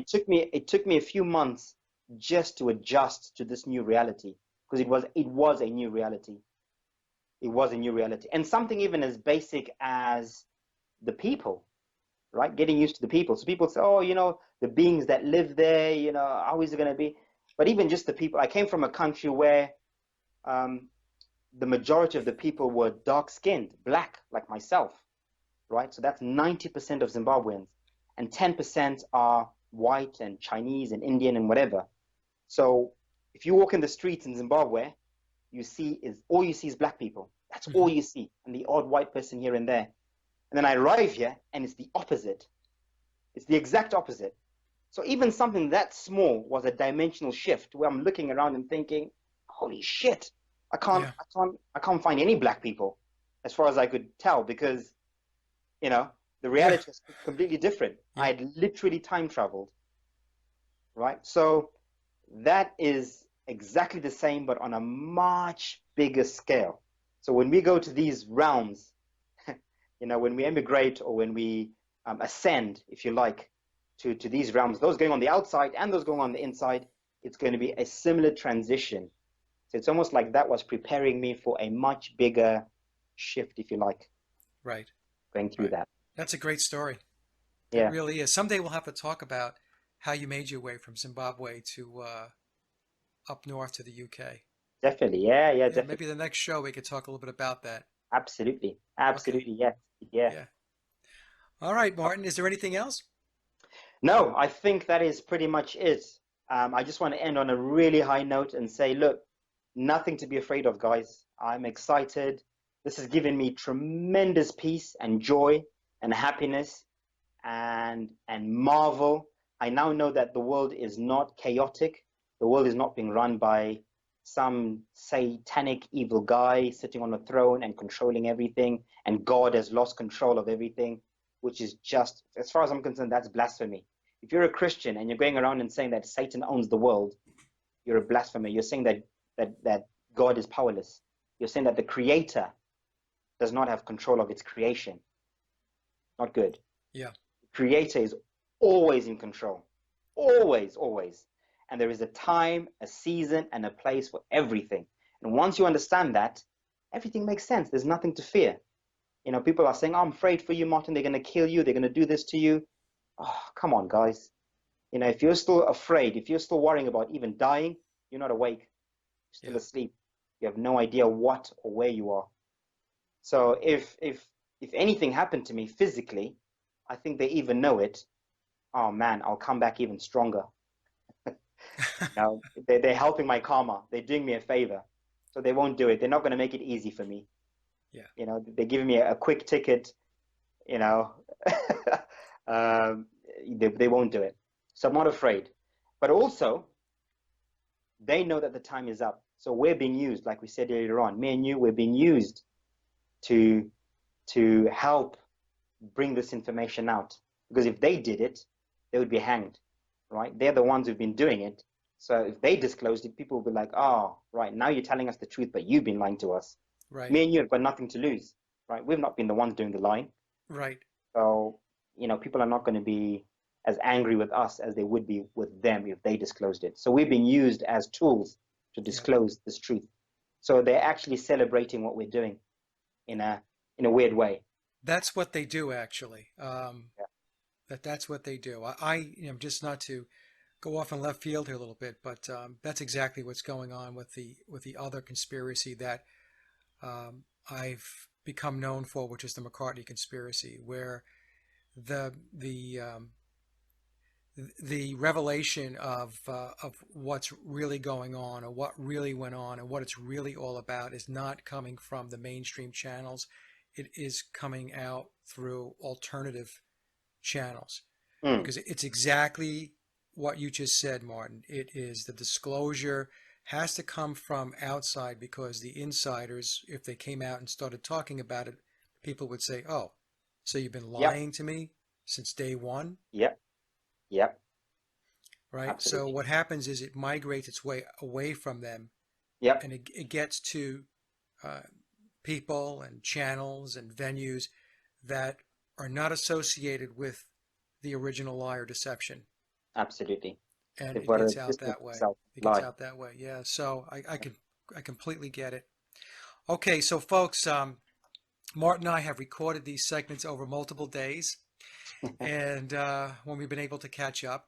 And so, what we're going to do now is, or what I'm going to do is, we're going to move from this segment here, and we're going to move to another segment that Martin and I have recorded on a different day. But you, as the viewer, will watch it as one seamless presentation. So if it does seem a little Mike's choppy, magic. yeah, if it does seem a little choppy, that's the reason why. So, Martin, thank you again, and we'll move to the next segment. Thank you, Mike. Thank you for having me, and it's been a pleasure and an honor. And I look forward to our next chat. Um, like how we were talking about um, in this realm, we have the three types of people, I suppose. You've got the positives, the neutrals, the negatives. Yes. The positives being the ones that are going forward, plus the negatives being the ones that are going backwards to the outer realms, and the neutrals being the majority who are staying in this realm. Now, according to the laws of the universe, as above, so below, as within, so without, um, the same would be for the other realms as well, right? Okay. I'd Yep. imagine, I'd imagine it has to work the same way. So, by that logic, in the outer realm, in the Lemurian realm, the realm beyond the South Pole, there must be a similar thing happening right now. There must be positive Lemurians, neutral Lemurians, and negative Lemurians. The negatives will probably be looking to go outward to the Hyperborean realm, the realm of Saturn, where Saturn is. The neutrals will be staying where they are, and the positives will be moving upward to the higher state of to the higher realm of consciousness, I see. which is where we are. So it is possible that after this event, there might be a few Lemurian beings, few reptilian beings, if you like, that might be here. They might come here, right? They've upgraded. They've moved up from Okay. where they are. Likewise, in the Aryan realm, exactly the same thing. There must be positive Aryans, neutral Aryans, and negative Aryans. So it's likely that there are Aryans that are positive, that are looking to ascend into Mount Meru to become a Polarian, to be one with their original self, if you like, Okay. right? They're now really going up and out, if you like, out of the game. So those are the positive Aryans. The majority of the Aryans will be neutrals, the ones that are staying there through that silver age.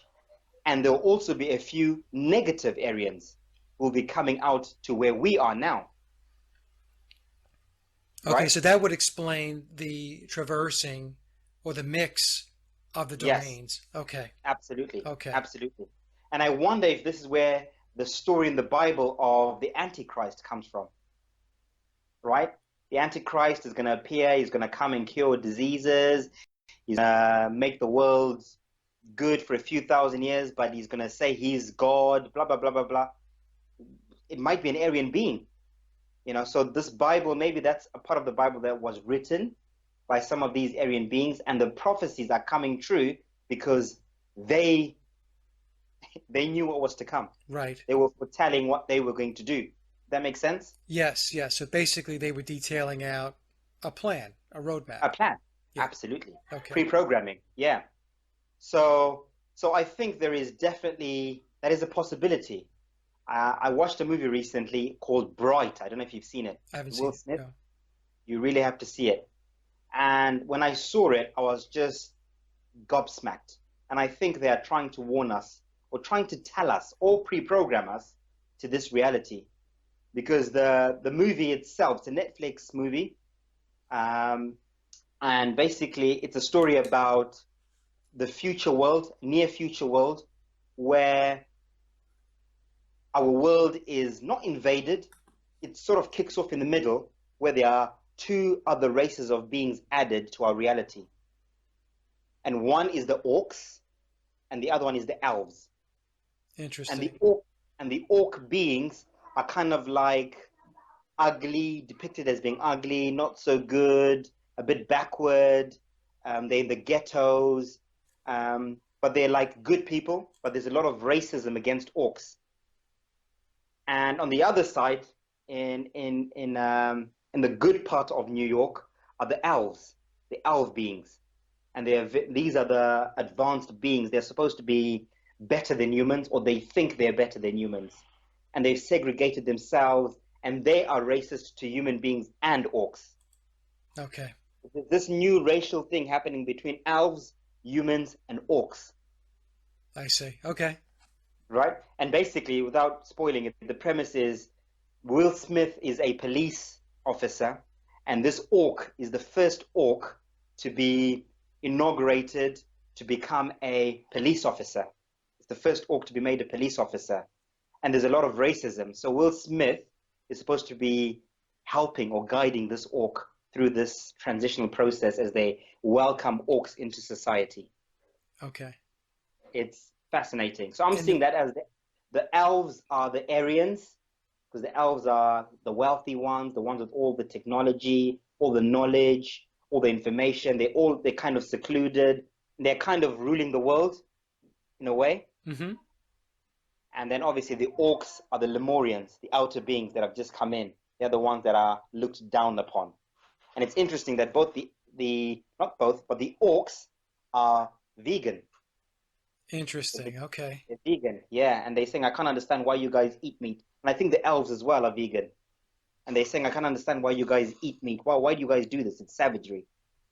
But another good point, which you need to look out for when you watch it, in one of the scenes, the orc, there's a racist thing that happens against the orc, and they're all laughing at him. And the orc turns around to Will Smith and says, you humans, why can't you let go of something that happened 2,000 years ago? Let bygones be bygones. Okay. But they don't tell us what it is. He just says that in passing. Okay. You need to watch it. It's really good. If anyone's seen it, maybe you'll see the reference of what we're talking about with the elves, the orcs, the elves being Aryans, the orcs being the Lemurians, the coming together. I definitely see that scenario. Very good. I'll have to watch it. Now, Martin, it's Bright, Bright, Bright, yes. on Netflix. Highly recommended. Okay. But you see that theme in a lot of movies. Orcs and elves.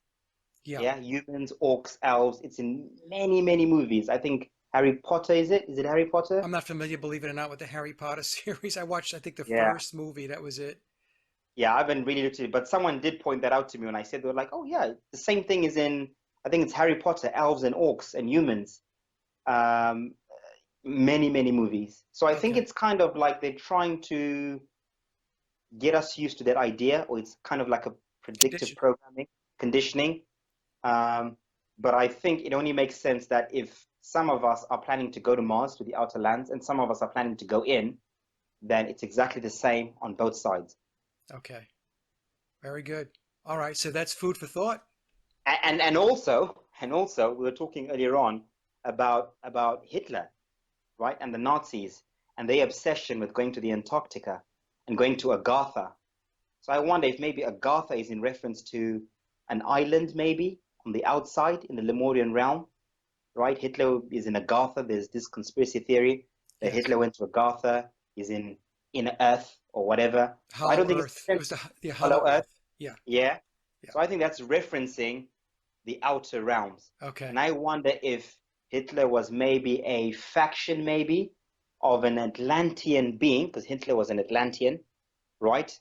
Going to seed Aryan influence in the Lemurian realm, Okay. right? So there's always this shifting in and out of energy between all the different realms.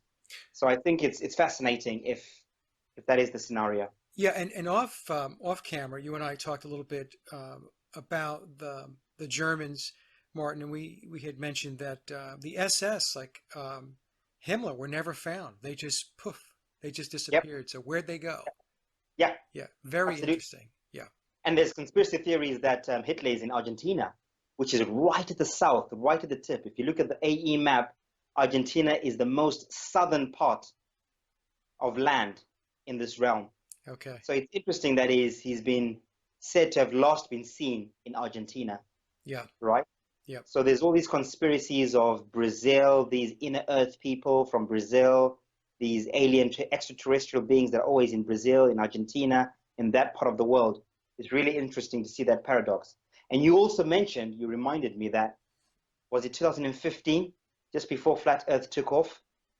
There was a lot of talk about elites going to Antarctica. I think it, Yes. yeah, Well, it was, I guess, about a year ago.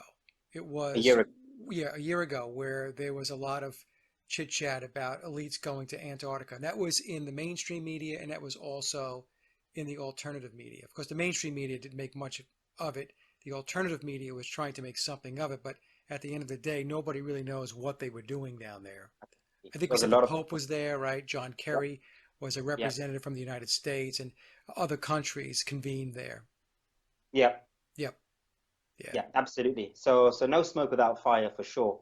I think there were possibly some deals being made there between us Atlanteans and the Lemurians out there, and Okay. we sent our representatives to go and negotiate. Yeah. Yeah. Yeah.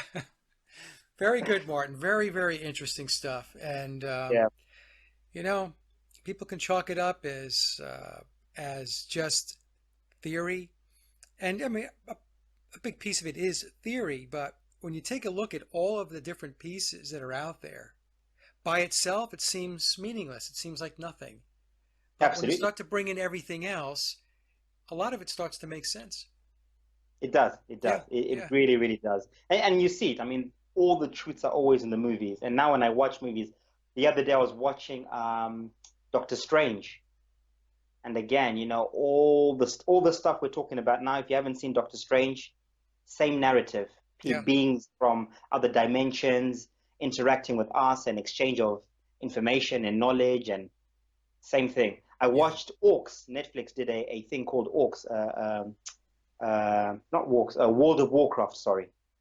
World of Warcraft. They made a movie of it. Same thing. These orcs who are behind the veil in another dimension, and the veil is actually like a green sort of, electromagnetic whatever, and they open a portal through it, and then there's this fight between the orcs and the humans, and Yes. they're trying to control it's same story, same story. Even the movie Interstellar, I saw that a while back when it first came out in the movie theater. And in Interstellar, there's a scene where the main character, what's his name? Oh, I forgot the guy's name that plays the quote unquote astronaut, but he Yeah, winds up in a realm where there's a barrier. In other words, he can see. I think it's his daughter. I'm trying to remember the yeah, movie now, and he's yeah, trying to communicate to her, um, but he can't really penetrate that barrier. He could see yeah, her, she can't see him, yeah, but right there's this wall, and yes, right, so everything like it's what you're saying. It's they're depicting it in different ways, where there's absolutely. barriers, there's walls, um, which we would refer to, I guess, as the toroidal field. Yep. Yep, Absolutely. yep. And So another one is Valerian. Have you seen Valerian? no, That's I don't watch a lot of movies, so you're going to catch me in yeah. all of this. There's one called Valerian, City of a Thousand Worlds. Exactly the same thing. They break through the different dimensions, the Okay. different walls, the different portals. So and every time they go through a dimension, they're in a new world, a different world with different beings, different reality. And then they're on this mission, then they break another wall, and then they have to try and it's exactly the same thing. Okay. All right. Yeah. So I'm gonna have to put this stuff in the description box so people can go see it and watch it. Absolutely. Good. Yeah, absolutely. Yeah, a lot of truths in movies. So yeah, in a nutshell, I just felt I needed to just add that in there. It's a little bit of an offshoot from the research, but I think it's relevant Yes. that, we look out for that possibly that could be a reality. And I wonder, someone was saying to me about the FEMA camps the other day and saying, oh, these FEMA camps, or what are they for? I wonder if, like we said earlier on, these are being built for some of us in the truther community who are not going to be able to deal with that new reality. So if there are other beings that end up in our realm, Lemurians and Aryans, and there are people out there saying, oh, they're demons, they're Satanists, it's from Satan, we must burn them. You need to be locked up because you'll be put in a FEMA camp because, you know. It's So, interesting you should talk about FEMA because here in the U.S., I don't know if you heard about this, but about 2 weeks ago, we received thousands upon thousands of people received a text through their cell phone, and I it heard was a about that. presidential FEMA alert, a test. It was a test. Wow. And everybody was trying to figure out, well, what the heck is this? I'm talking about tens of thousands of people, if not much more, received this text. I received it. And I remember looking at it and thinking to myself, what the heck is this? And it was a presidential alert, FEMA alert, and it was a test. So, you and I were talking about the dates like 2020 and all the other stuff, Space Force and Jeff Bezos talking about colonizing the moon, the Mars, Elon Musk with his SpaceX. All of this stuff is kind of just really ramping up now. And then we Yeah. get this text from 2 weeks ago.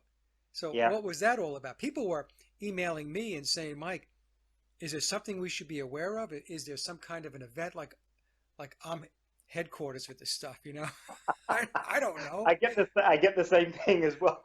I don't know either. But when you bring that in with what we're discussing now, I mean, it's very weird that all of this stuff is kind of rolling up on our doorsteps now.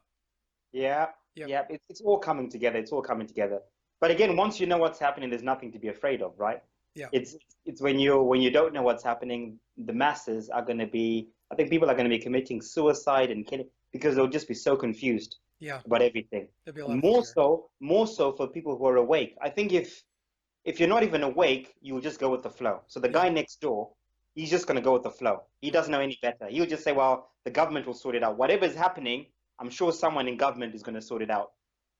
It's those of us who are half awake, the religious, those are stuck in that religious paradigm. Those who are stuck in the hardcore conspiracy theory that everything is a lie and everything is a conspiracy to kill everyone. Yeah. Those are the people who are going to struggle the most to deal with everything. So a lot of the things put in place like FEMA is not to enslave the entire population of Earth, which is just insane. To think that these elites want to lock up every human being on Earth and turn everyone into robots. That is fear propaganda. Fear propaganda. There is an agenda. I'm not saying that there is an agenda for certain things to happen that way, but the overriding thing is not to be feared. There is a shift happening. There are things that are going to happen that we will not understand. And this is why I'm sharing what I'm sharing, that hopefully when they do happen, we can at least kind of make sense of what's happening. There are other beings. Some of them might be fake aliens, for sure. I'm not saying that all of them will always be extraterrestrial from other beings. Perhaps there will be an agenda, with fake aliens. But also perhaps there might be real extraterrestrial beings coming from other realms, just to add to the confusion. Yeah. Yep. So we have to be vigilant. We have to be smart. We have to be calm. We have to be live in love, vibrate at the right frequency. Yes. Yeah. Be afraid. That's it. Love. Yep. Yep. Yeah. I agree, Martin. Love will take us a very, very long way. In fact, love is going to take us to the goal line. Yes. Right? Absolutely. No doubt about it. All right, my friend. Is there anything else? No, that's it. Okay. All done. All right, Martin. Thank you so much, and we'll insert this into our presentation. It's going to be a good one. Brilliant. Awesome, Mike. I'm done now. I promise. No more text from me. It's okay. Anytime. All righty. Cheers, Mike. Bye-bye, Martin. Bye. Thank you. And that concludes another Sage of Quay interview, and I hope you enjoyed the discussion as much as I did. Links to my guests' websites and social media are listed in the description box below. And as always, I would like to thank everyone for listening and visiting the blog. You can find all my social media and web links by visiting my hub website at sageofquay.com. Also, if you get a moment, please visit laboroflovemusic.com to check out my music and album releases. And remember, live in truth and always serve creation. It's really that simple. See everyone with the next show. Be safe, enjoy, and God bless.